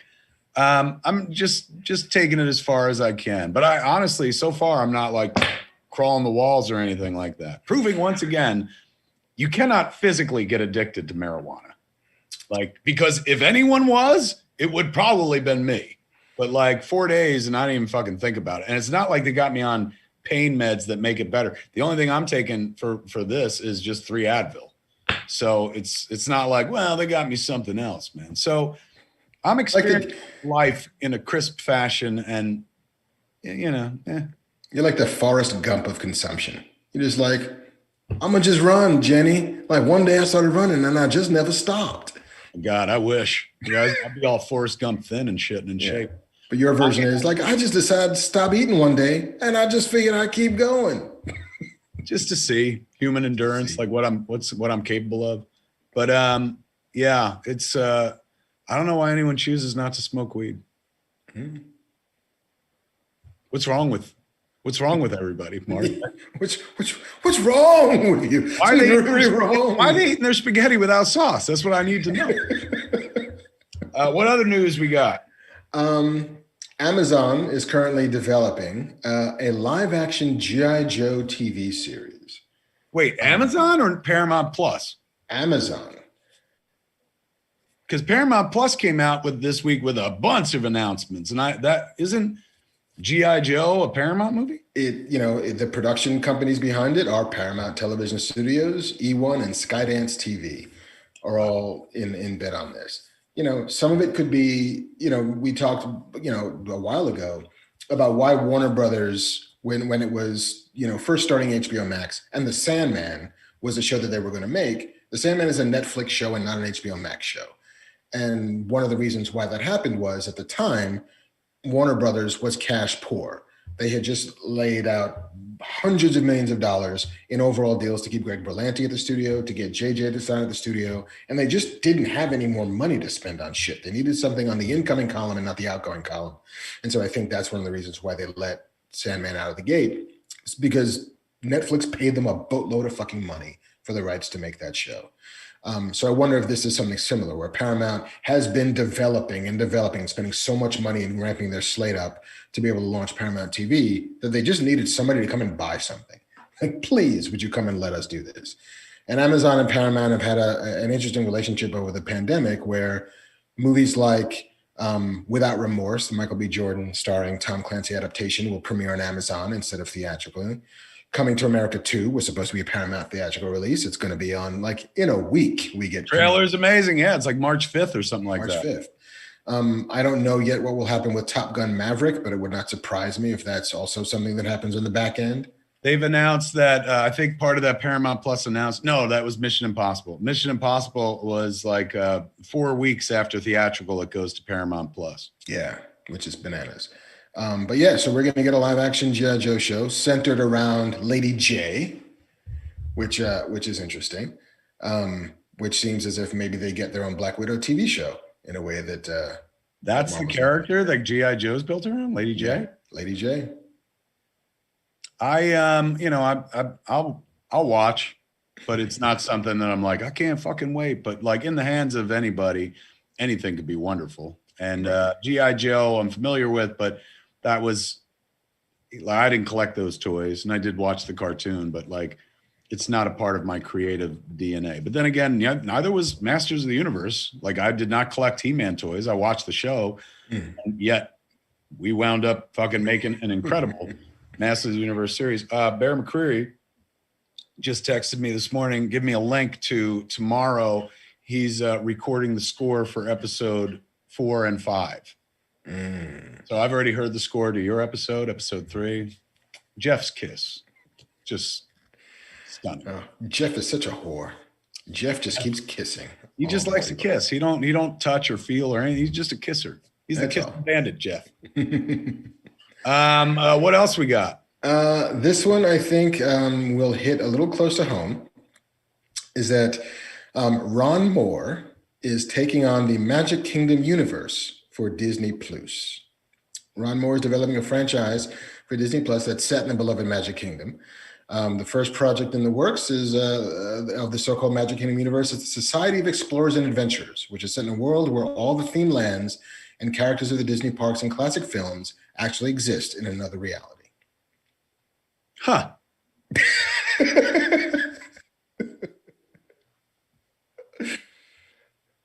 Sounds familiar.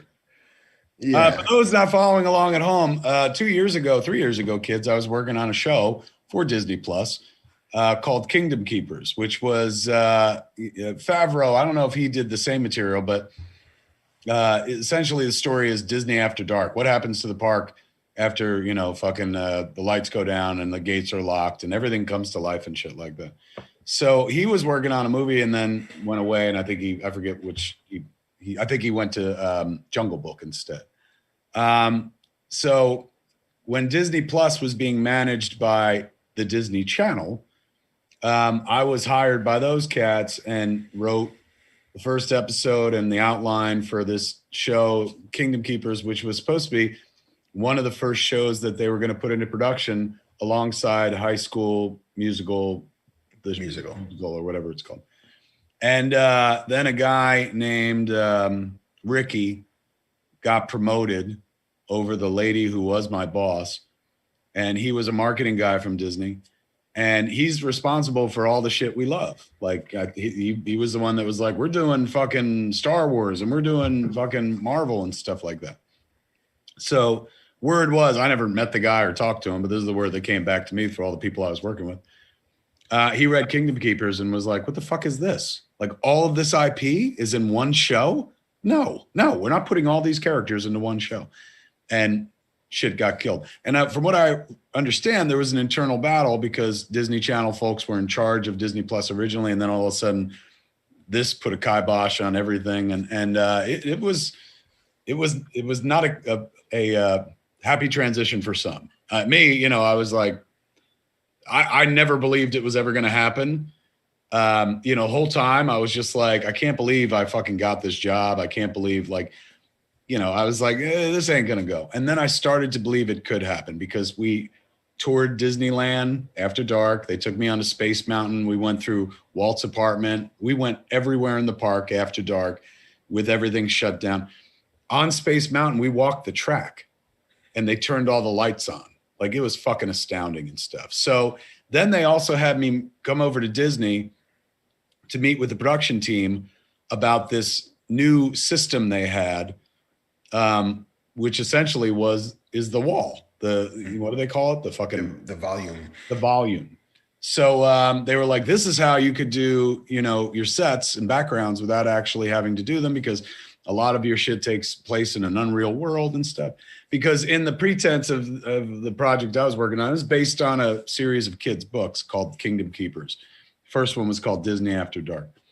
In the pretense of the show we were doing, once the parks close, fucking the gates close, like everything is alive. So Peter Pan is real, fucking Dumbo's real, all that shit and whatnot. Captain Hook, he was our big bad. It was, I often think about like during the quarantine, I'm like, this would have been the perfect time to shoot it because fucking Disneyland is closed. Because that was the big question. But then when we met with the Disneyland parks people, the guy in charge of the parks was like, you could shoot a movie here and we could still be open. I was like, how's that possible? He's like, we did it with the Mary Poppins movie. Was it Saving Mr. Banks or whatever? Mm-hmm. He's like, there's 2 tunnels to enter the park. We'll just give you one side of the opening gates and we'll let normal people, customers come through the other side of the gates. So and then I met a producer in Vancouver. Like, we went far, and I didn't believe it was ever going to happen until I sat down with a producer and until I walked the track at Space Mountain. Then I was just like, this might actually fucking be. And I almost put off Jay and Silent Bob Reboot. Like, I remember Jordan was like, should we put this to the side? And I was like, that's ours, whereas Kingdom Keepers is theirs. And we could always be fired from their thing. We cannot be fired from our thing. Let's keep that going just in case. And thank fucking God we did, because eventually they pulled the plug. And if I had put off and didn't develop Jay and Silent Bob at all, we weren't pursuing it, didn't look for money, we would have been fucked, at ground zero and stuff. So at least this way, something was still going on. And then Kingdom Keepers just died and went away. So I've always heard over the last 3 years, hey, they're trying to bring it back. And then that guy Ricky left. So somebody was like, hey, it might be time again. Apparently it is time, but it's time with Ron Moore. Hollywood. I mean, can't argue with class and quality. Battlestar Galactica, an amazing fucking show. I don't watch the Moon show and stuff, but I've seen some Outlander. He's an ace. And so the idea is he's not doing Kingdom Keepers. He's doing movies set within the Disney Magic Kingdom universe, but creating their.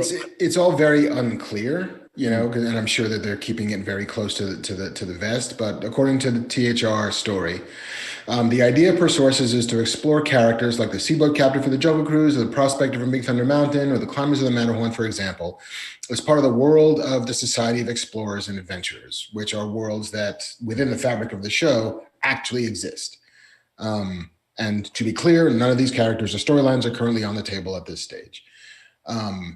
But yeah, it seems that it's very much that thing, which is, here's all of our characters in IP, and also treating the landscape as characters in IP and wrestling it all to the ground in one show that seems to make sense for itself.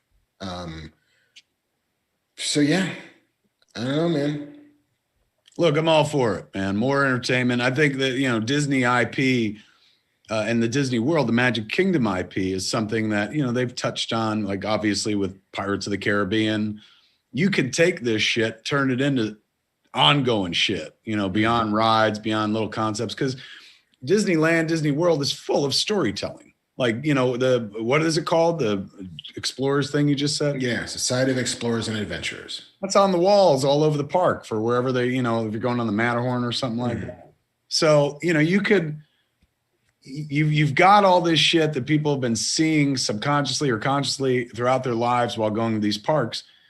It's one thing to be like, hey, Pirates of the Caribbean, now that's a fucking movie. It's another thing to be like, hey, those dudes that go up in the Matterhorn as you're waiting in line and shit, that's a show. I'm all for that. I co-sign that. That's good. Yeah. So who knows when that'll happen, but it's a pretty big deal for Disney Plus to finally, have another take on material that they've had plenty of takes on before, by the sound of it. Thanks. Yeah. Very happy for Mr. Ron Moore. No, you know what? He's better off doing that kind of thing. Give me shit like cartoons. I can handle that. But yeah, that's, and also, again, not even the same thing. He's doing something sounds, well, I'm not going to say cooler. It just sounds different. Right. The Matterhorn played a big part in our show as well. Because the abominable snowman, or the Yeti he was one of our big bads.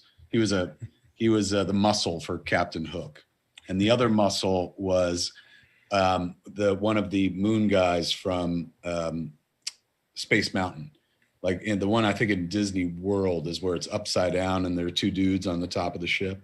One of those dudes was also the Captain Hook's henchman. It was pretty dope, man. But it was, I got paid. They didn't make it, but I still got paid, and I guess.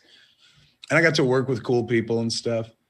Very cool people. That was actually the project where I learned that it was a different business than the one I'd entered. because when I entered the business back in the early 90s, when you dealt with studio notes, they were fucking terrible and stupid and bad. And like, these people didn't understand story. Like, but now the studio execs they hire, the creative execs, are creative. Like they set me up with a bunch of people who were also fucking writers. So you got people who are like collaborators more than people being like, well, you shouldn't do that. Do this, do this. And I walked away from that experience like very happy, because I was like, oh shit, like I had a good time doing this. Like not just like never had a bad note and shit. Like the story only got better through the people that I was, working with and stuff. So, good things came from it. Like, that came right after the heart attack too, where I was kind of down for the count for a little bit. So I could just stay home and write, and that paid bills and stuff like that. So no complaints whatsoever, but, came close. Came close. I do think that it's always instructive for people to realize that more things in Hollywood do not get made than actually do get made. JJ is a perfect example. At one point I asked JJ, I was like, man, like everything you pitch gets picked up. He's like, I'm glad it looks that way. I was like, it's not the case. He's going, you know how much pitching I have to do in order to make the shows that I do? He's like, you don't see the 90% of the pitches that don't go anywhere. He's going, you just see the 10% that make it and shit. So that he taught me a lesson that day, which was like, you don't pitch once, you pitch a lot, and you pitch everywhere, and you pitch many different projects. It's not like one thing that you take from place to place. That's why he's always stirring a bunch of fucking pots. So in the last year over the quarantine, I've gone in, it's much easier. You don't go in, you Zoom fucking down. But I've pitched more in the last 2 years than I've ever pitched in my life. And, it's actually starting to show results, like good results. Like there's an HBO Max script that I'm writing with Eric Carrasco that came from pitching. There's another HBO Max project that like I think I'm going a second pitch on, which is kind of exciting and stuff. And then then we started pitching like these other shows as well that aren't like genre or from anything, more my kind of thing. But that's the key. You can't just like take one stab. You swinging and throw all that fucking spaghetti with or without sauce at the wall to see what sticks. Yeah, man. What else we got? DC. Wait, before we go anyplace? Yes. We've been waiting to do this. JC has an effect to bring him in. JC, can you Nightcrawler into our shot with us, please? Come on. Ooh, my webcam broke, though. But still, we saw it. You can see me on there, but you can't see me talk. No, yeah. Oh, you went away. You're like Agatha Harkness. That was amazing. You snapped and you disappeared. Come on back. See if it'll work. Oh, no, my webcam. Hold on. I'll try to set up the other webcam. You're a frozen avatar. It's like you come up, but then you just sit there. Oh, that's beautiful. What do we got while we're waiting for him to bamf in? DC is moving forward with their Blue Beetle movie that they're making. Charm City Kings director Angel Manuel Soto is set to direct Blue Beetle, the first superhero movie starring a Latino character. Yeah, this ain't the Ted Kord version. It's the Jamie version, right? Yeah, this is Jaime Reyes. Which was created by John Rogers and Keith Giffen. And Cully Hamner back in 2006. So yeah, I mean, fucking DC is going for it, which is really impressive. Like they're realizing, as I think Marvel was forced to realize, that they have so many characters under their fucking giant tent that it makes no sense to simply focus on, we're gonna make a lot of Batman, Superman, and Wonder Woman movies. Like let's just fucking open the coffers and see what else is in there. And to be fair, like, Ted Kord is the Blue Beetle we think of and stuff because of the Giffen to Mateus run on Justice League and whatnot. But this Blue Beetle is the Blue Beetle for an entire generation that came up because he's been in the cartoons as well. Yeah. So they're, it's a kind of a similar. Remember when they did the Green Lantern movie and they were like, hey, it's Hal Jordan. Neil Adams was on Fat Man on Batman, and he was talking about, like, why would you do that? Why wouldn't you do John Stewart? Because an entire generation grew up with the Green Lantern as John Stewart because of Justice League. Mm-hmm. So this feels kind of similar where they're like, look, let's do this fucking Blue Beetle. Like, fucking, he's been around long enough, and kids knew him. He's been in the cartoon. Plus, it lends itself to more of a sci-fi fantasy version of the character. Ted Kord, was a guy in a suit with a lot of money. Right. Jaime's character, isn't it like a fucking magical scarab or an ancient scarab that gives him the beetle? Totally, yeah. Like he discovers the scarab on his way home from school, and that night it becomes alive and grafted itself to the base of Jaime's spine and provided him with a suit of extraterrestrial armor, which can be modified to enhance his speed and strength and create weapons and wings and shields and shit. Like it sounds like it's way more attuned to this generation than Ted Kord was. Ghost MKC in chat said Blue Beetle is DC's version of Venom, and I'm all for it. Is that the idea? It's like a symbiotic kind of suit that blends with him? Yeah, I don't remember. I mean, it's been forever since I read the books. I don't remember how active the scarab is in terms of like conversation and personality and that sort of thing. But it's very, sort of bioorganic, kind of polymorphing metal and shit like that, which is super fucking cool. I don't know how much it's going to make him, hang out in fish tanks and eat raw lobster and stuff, but to each their own. Some people are asking in chat what our shirts say. Mine is a Silent Bob shirt that says, silent since the 90s, a Bob of few words. Mark, I believe, is wearing Mark's shirt. I am. I'm repping my own merch. I'm taking the Kevin Smith lessons.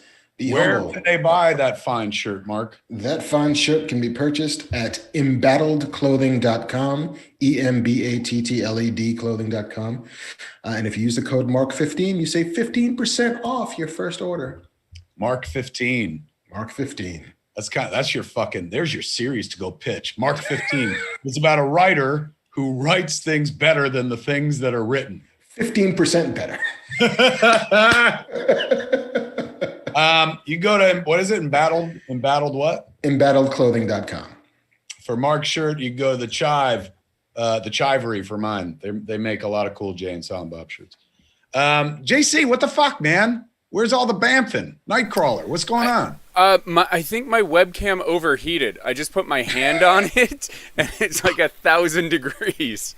That's what happens when you get the smoke. You came for the smoke, and it burned you up. So yeah, I'm working on trying to get another one online here. I got one more news story until we got to do Q&A. So you've got 4 minutes. You got a second.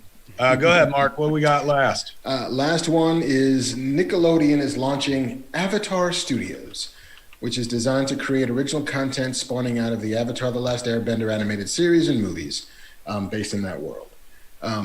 We have discussed on numerous occasions my love for Avatar and your kind of mild awareness of it, which I think is appropriate. But the original creators of the show, Michael DiMartino and Brian Konietzko, are running the studio as co-chief creative officers. And their first project is an animated theatrical film that is set to start production this year, which will have nothing to do with Netflix's Avatar: The Last Airbender, which is being run by completely different people after what sounded like a bitter split. And that's a live action version, correct? That's a live action version of it, where the two guys, Michael and Brian, had been a part of, had run into some creative conflicts and eventually bowed away from. And so they are now doing their own thing. There's going to be more Avatar in the world, which I choose to believe is a good thing. So wait, they've got a deal at Nickelodeon where they're going to create any animation or animation related. Is it like a Avatar verse, a Korra verse, or something like that? I think at the very least they're going to do more out of that universe, out of the Avatar / Korra universe. I don't think it prevents them from making brand new things out of Avatar Studios from those two guys. But I think their first mandate is, we want more of this. We want more cartoons. We want more, movies. We want more from your brains in this world, to the point where they built a whole studio to do it. I'm all for it. Dr. Squee says, no mention of Star Trek Prodigy first look. Did you see this? I did not see it. I mean, I saw the still images they'd had out, I guess, when they first announced the name, which I think was like Star Trek Day last year. But I did not get to see the new stuff from the TCA announcement this year. I saw a drawing. That's about it. Oh my God. Somebody just pointed out. Cat Image says it's 420, Kevin. I know. Literally in California, it's 420 and I can't celebrate it. Dang it. God, what was I just thinking of? I pitched to Nickelodeon this week and it went very well. Yeah. Were they welcoming folks? Very.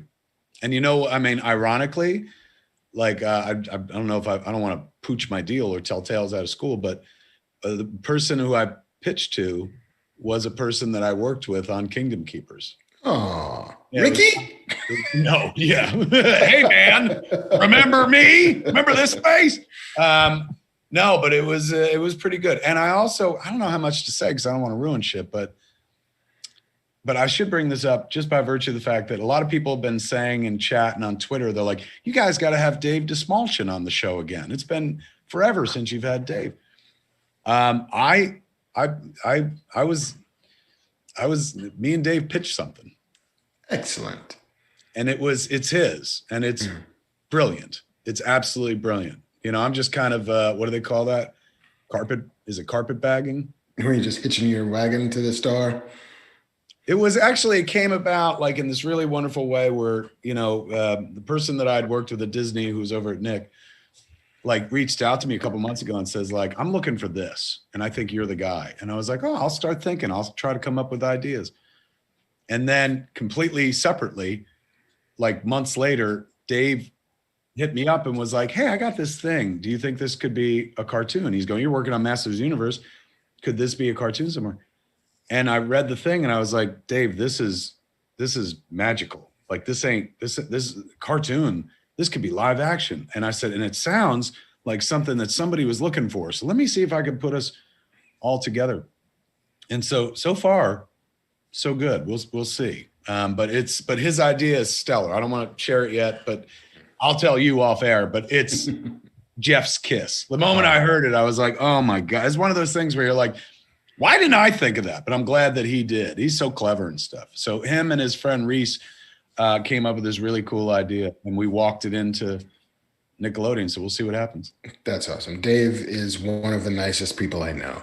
He's such a good dad, such a good husband, like a real good guy. But boy, oh boy, does he like love this world.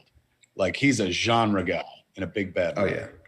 Yeah. I was very excited for him that he's hosting. We talked about it like 2 weeks ago, the Chainsaw Awards for Fango. I was like, I just like to hear nice things happening for Dave Dismalchin.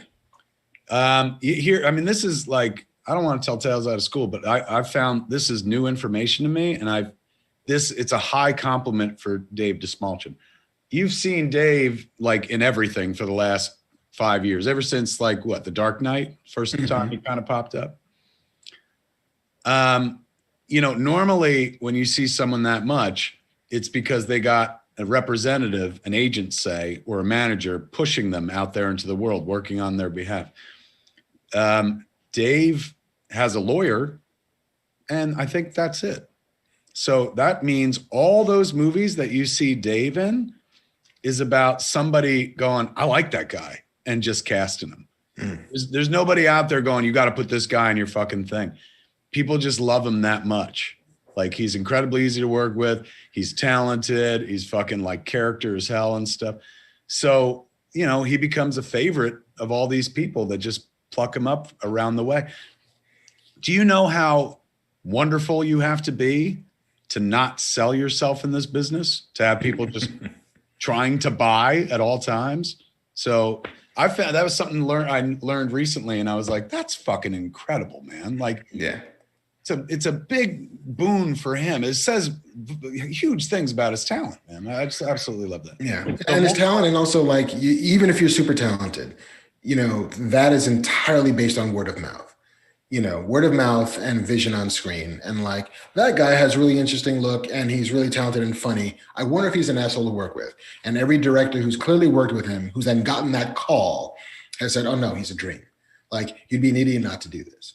And it's to your point, it 100% speaks to the kind of person he is, that like all he's got is incoming calls and they're all on giant fucking projects where people are thrilled to work with him. Some folks have been asking, what's with the fucking lip gloss?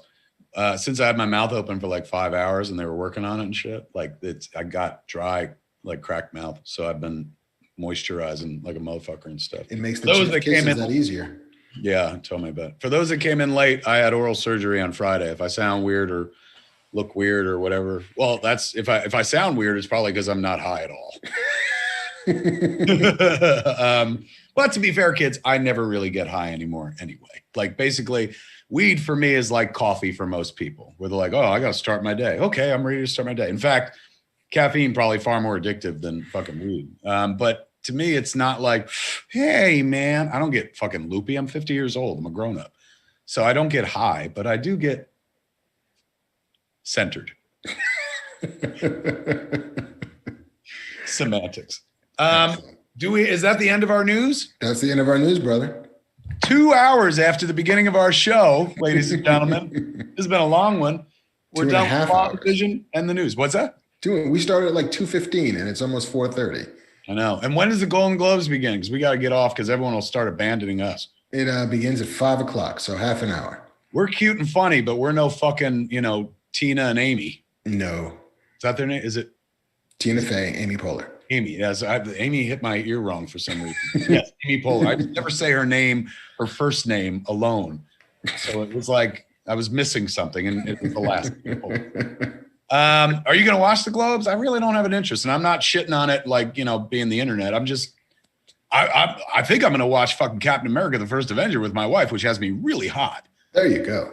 I will probably watch the beginning. Like, ultimately, the only thing I'm ever interested in at this point is the monologue. Like, I want to see Tina and Amy do some funny shit, especially now on different coasts, and see how that works.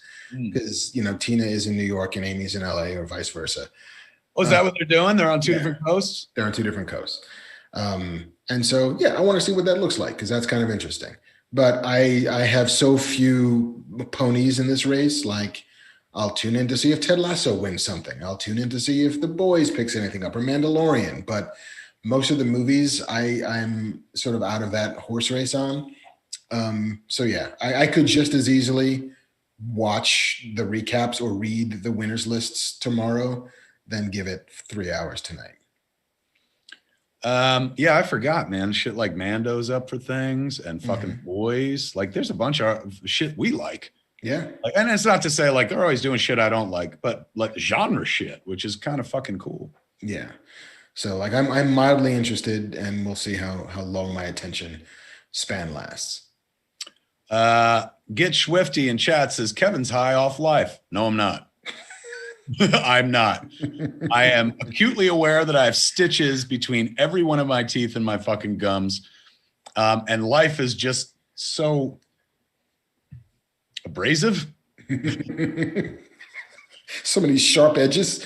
Oh my God. Like you don't understand, Mark. I live in a Nerf world most days. This is like, I've come back to like a world with sharp edges. It's like going from a Nerf world to like Zack Snyder's Steppenwolf, the new version, very jaggedy, very sharp and stuff like that. Why is everything pointy?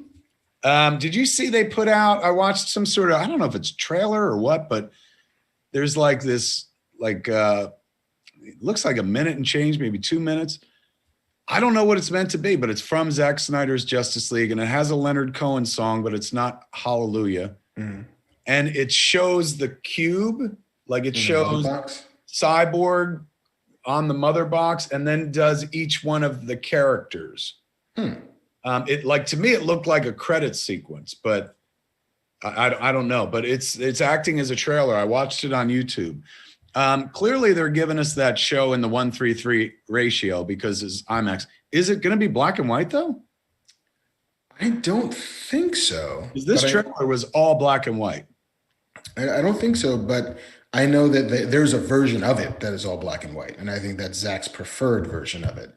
And so maybe there'll be a way on HBO Max to do the chrome and fury version that is all just black and white and sharp and pointy, and then the regular color version where you will be able to actually tell the tonal difference, that like, oh, Superman's wearing a black suit instead of red, white, and blue, or red, yellow, and blue. Black and white, that doesn't go so well. When was the Vanity Fair article? This week or last week? I think it was like Monday of this week. Mark hipped me to the Vanity Fair piece that they wrote on the Snyder Cut. A friend of ours, Anthony Bresnikan, who Mark probably knows from EW back in the day, as do I.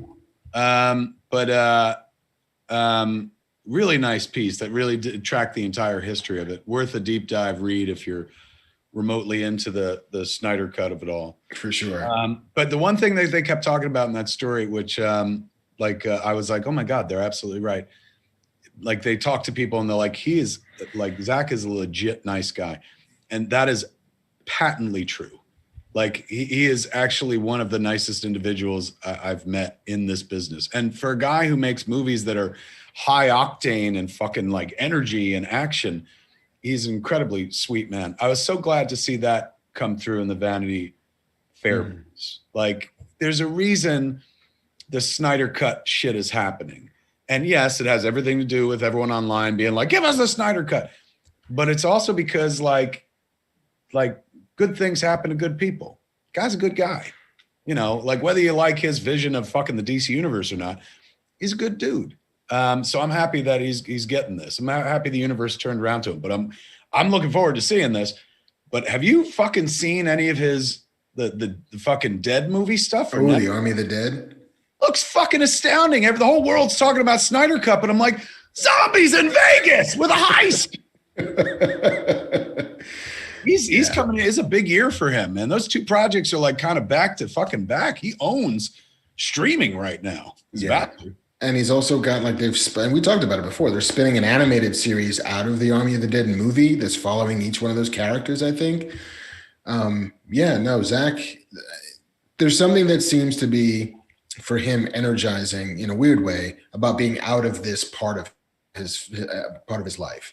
You know, that like as much as he loves these characters, as much as he loved working with those actors, that there's something about getting on to do the other work that he wants to do that seems really exciting to him, which makes it exciting for me because, you know, I may have had my issues with, you know, Man of Steel and BVS and Justice League, but I always thought he was an incredibly talented guy, you know, and there are lots of movies of his that I do like quite a bit. So to see more from him. His Dawn of the Dead is fucking flawless. I mean, I was watching it before I came here. It's a tall order because I loved the original Dawn of the Dead, and still somehow they made a fucking Dawn of the Dead where I'm like, put it on the shelf right next to the other one. It's real great. Yeah.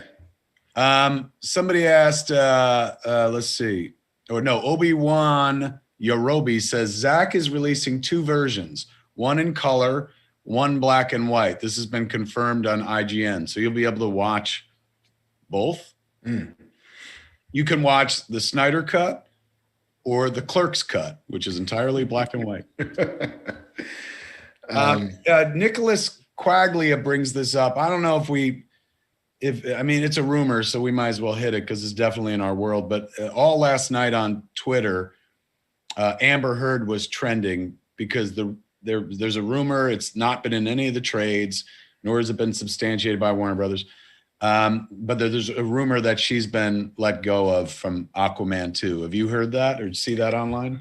I haven't. All I did see was the trending part of it, but I didn't see any of the attendant scuttlebutt. Seems like a lot of wishful thinking on people's behalf, more than fact. Like, because this happened once before too. A couple months ago, they were like, "She's out," and then there was no truth to it whatsoever. Yeah, it seems to be somewhat fueled by sort of Fantastic Beasts fans who are somehow being forced to choose between Johnny Depp and Amber Heard, and so potentially spinning, you know, false truths about, her relative value in Hollywood and her career prospects going forward.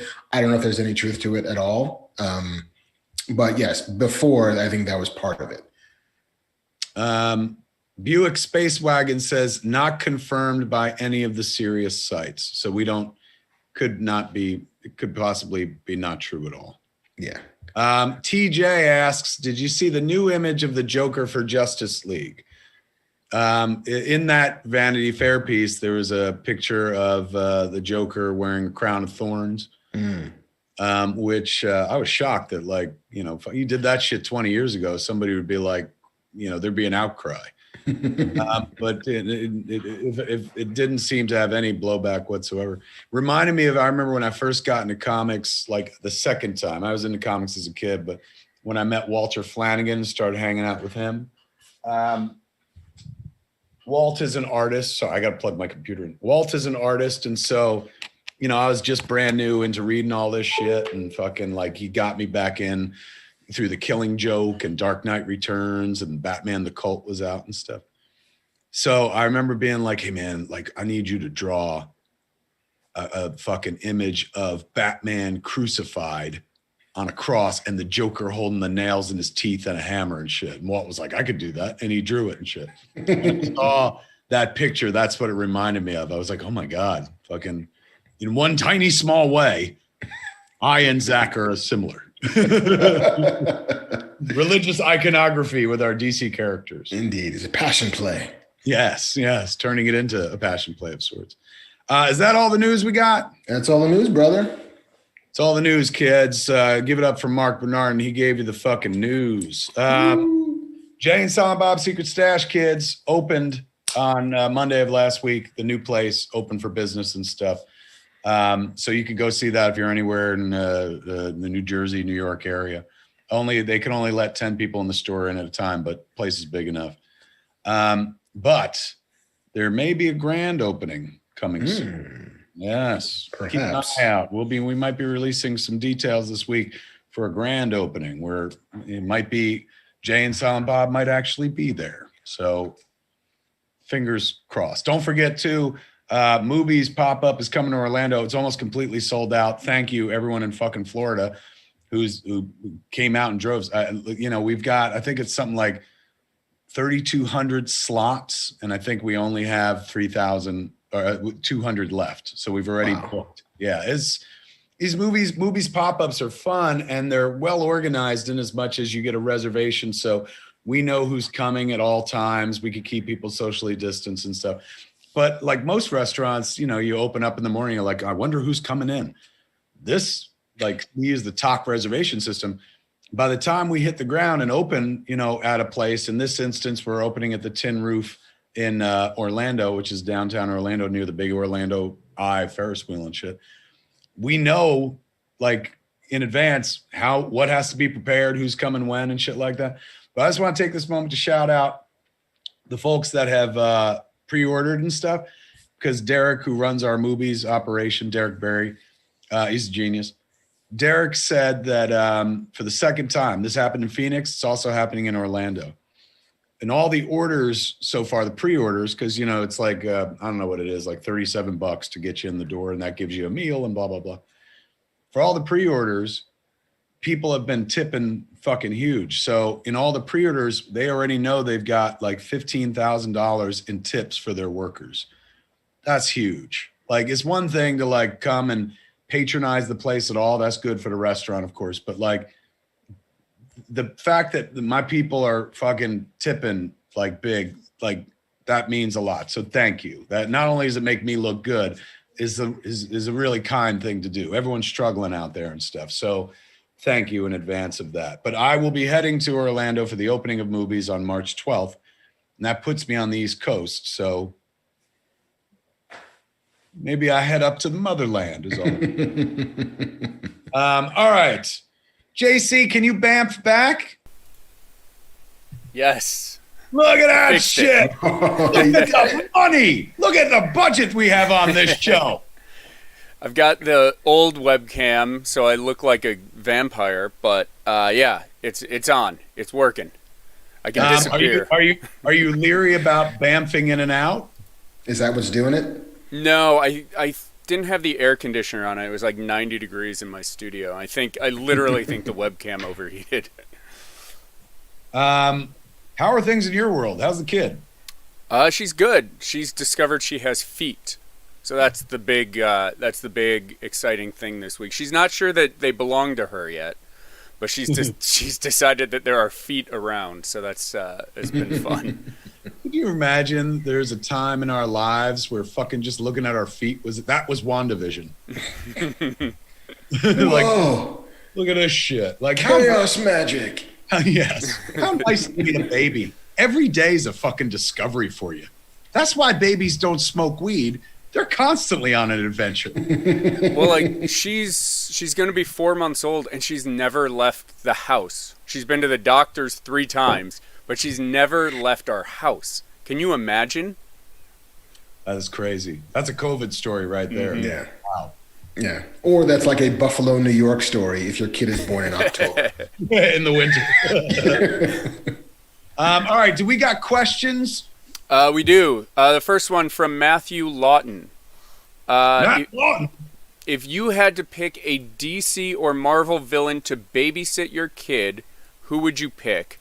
And what hero would you pick as a godparent? All right, so I'm picking a Marvel or DC? Marvel or DC. The villain is the babysitter. The hero is the godparent. Godparent is definitely Bruce Wayne. Because you getting good gifts. Lots of them. Probably cash gifts. So hands down is Bruce Wayne. What villain do I want babysitting my kid?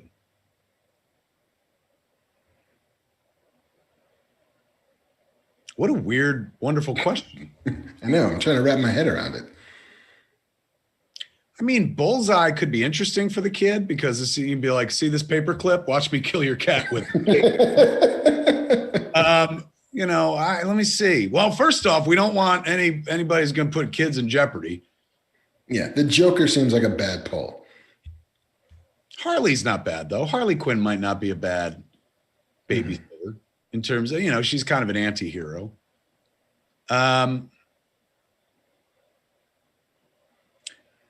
Gorilla Grodd. Mm-hmm. Kid would take the kid back to Ape City. Kid would see a whole bunch of cool shit that most people don't get to see. Talking fucking apes and shit like that.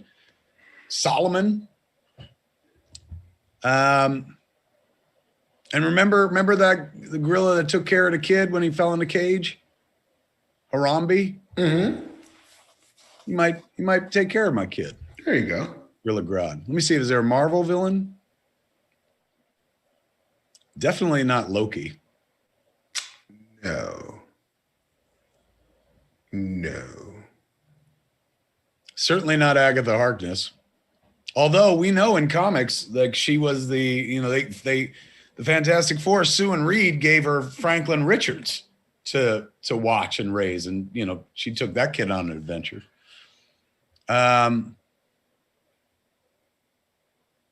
Magneto might not be a bad guy to babysit your kid. There's not too much terror there, especially if you live in an all plastic house. What about you? I also was going to go Magneto. I think Lex Luthor might be a pretty decent babysitter because he doesn't seem to have antipathy towards children, at least children who aren't from outer space. Like, I think he likes humans just fine, and he if you told him you have to watch this kid, I'm sure he would outfit whatever house he was going to be watching that kid with the best fucking technology to make sure that kid is happy and well distracted. That kid's getting a Lexor suit. Fuck yeah. That kid's going to have the best time.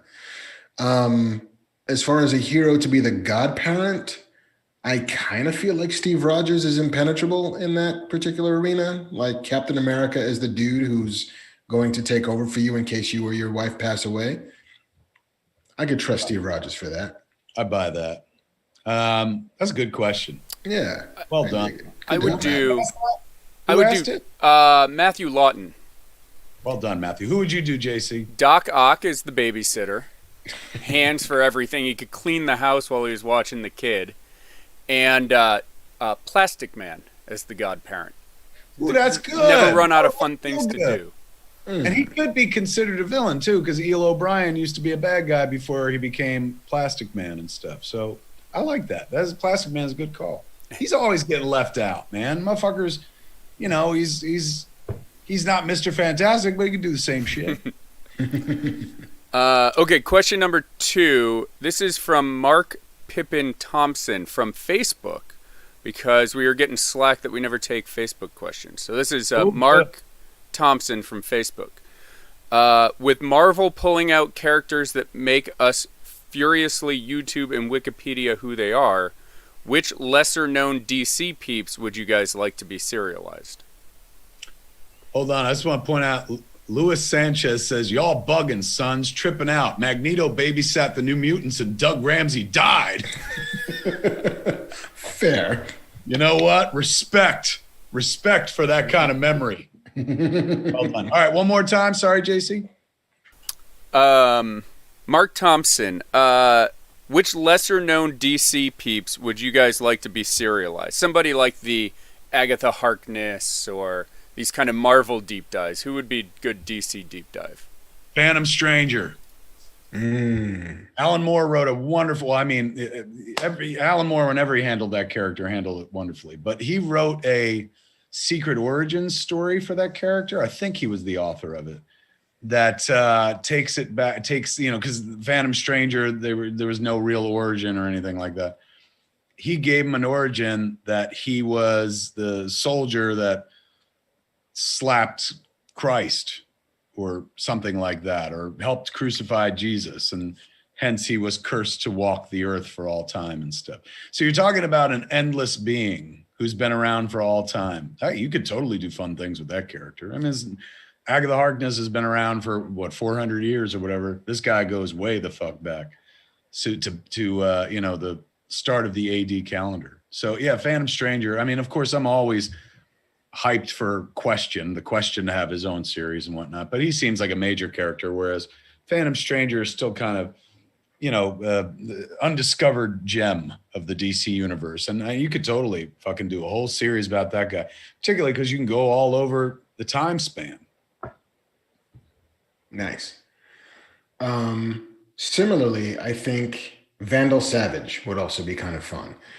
Vandal Savage, who, at least according to DC lore, was like a Cro-Magnon. He's been around for 10,000 years. This immortal dude who's just seen it all and done it all. And over that time has just learned everything and is now this like crazy high level, not even time traveling, which eventually he would get to be able to do, but is also immortal. And I think there's some Highlander fun you could have with an immortal character in the DC universe. Love it. All right, come on back, JC. That was quick. Trey 2100 in chat said something that I agreed with, which I don't go that deep on DC, but I loved the Grey Ghost episode of Batman the Animated Series, and thought he would be great in an episode. I think he was created just for the animated series. I don't think that comes from like deep dive. Yeah, no. If I remember correctly, I think that was created for the animated series. Okay, last question. Billy Reynolds. With WandaVision witches in mind, which Shakespeare play would they convert to a superhero story? So if Marvel were to lift the plot from a Shakespeare play, what Shakespeare play would make a good Marvel movie? I mean, Romeo and Juliet, could translate very easily if you've got a good guy and a bad guy who fall in love or something like that.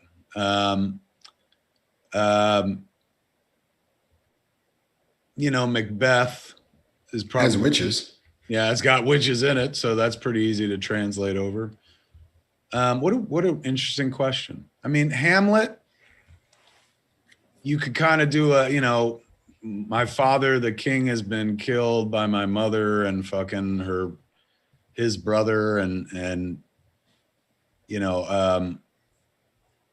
I know, and I've been visited by my father's ghost, and that feels like that. I mean, that sounds like a fucking Marvel story right there. Mm-hmm. What about you? The one that came to mind, and I will admittedly say that I do not know as much about it as I should, but is The Tempest, which I think is legit about magic. About a shipwreck on an island, and that island is the home of a sorcerer who's got a kid, I want to say, maybe, I don't remember. But I think it's about power, Caliban, wasn't it his name Caliban or something? Yeah. and Prospero maybe was also from that.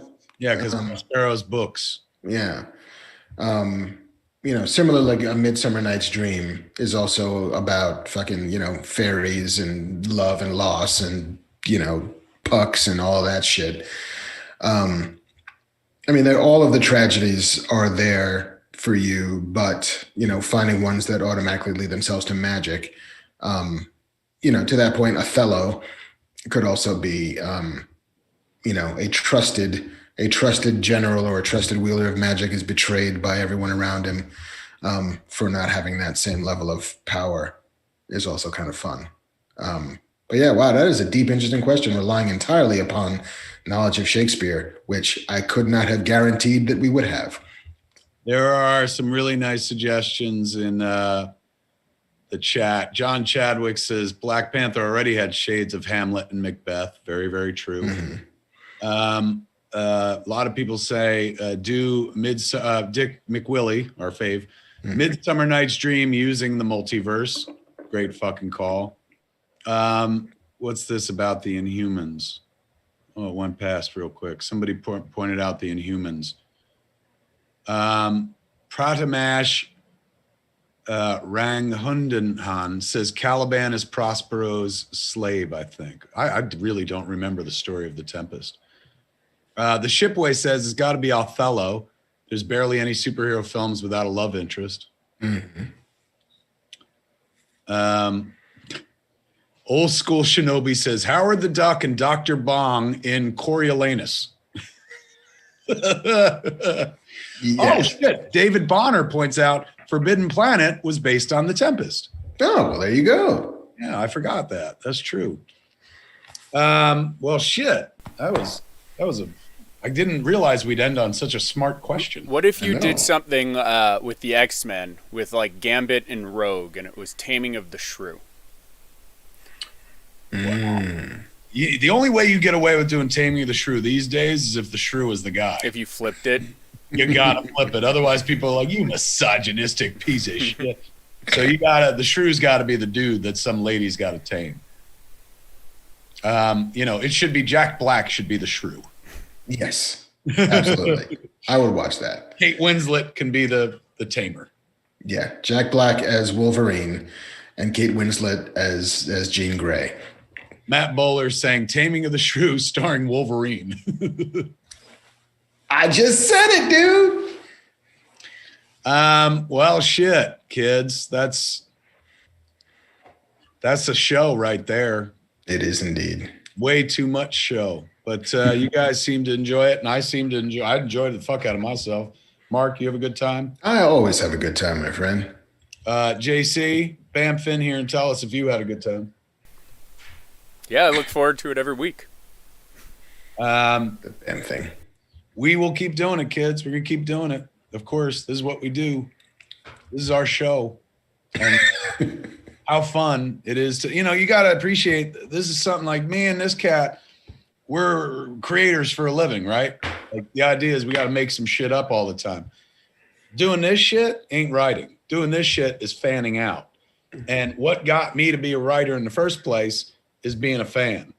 So when we do this show, it takes me back to the organic origins of how I got to where I am in life. So it's important, to self-express and tell your story.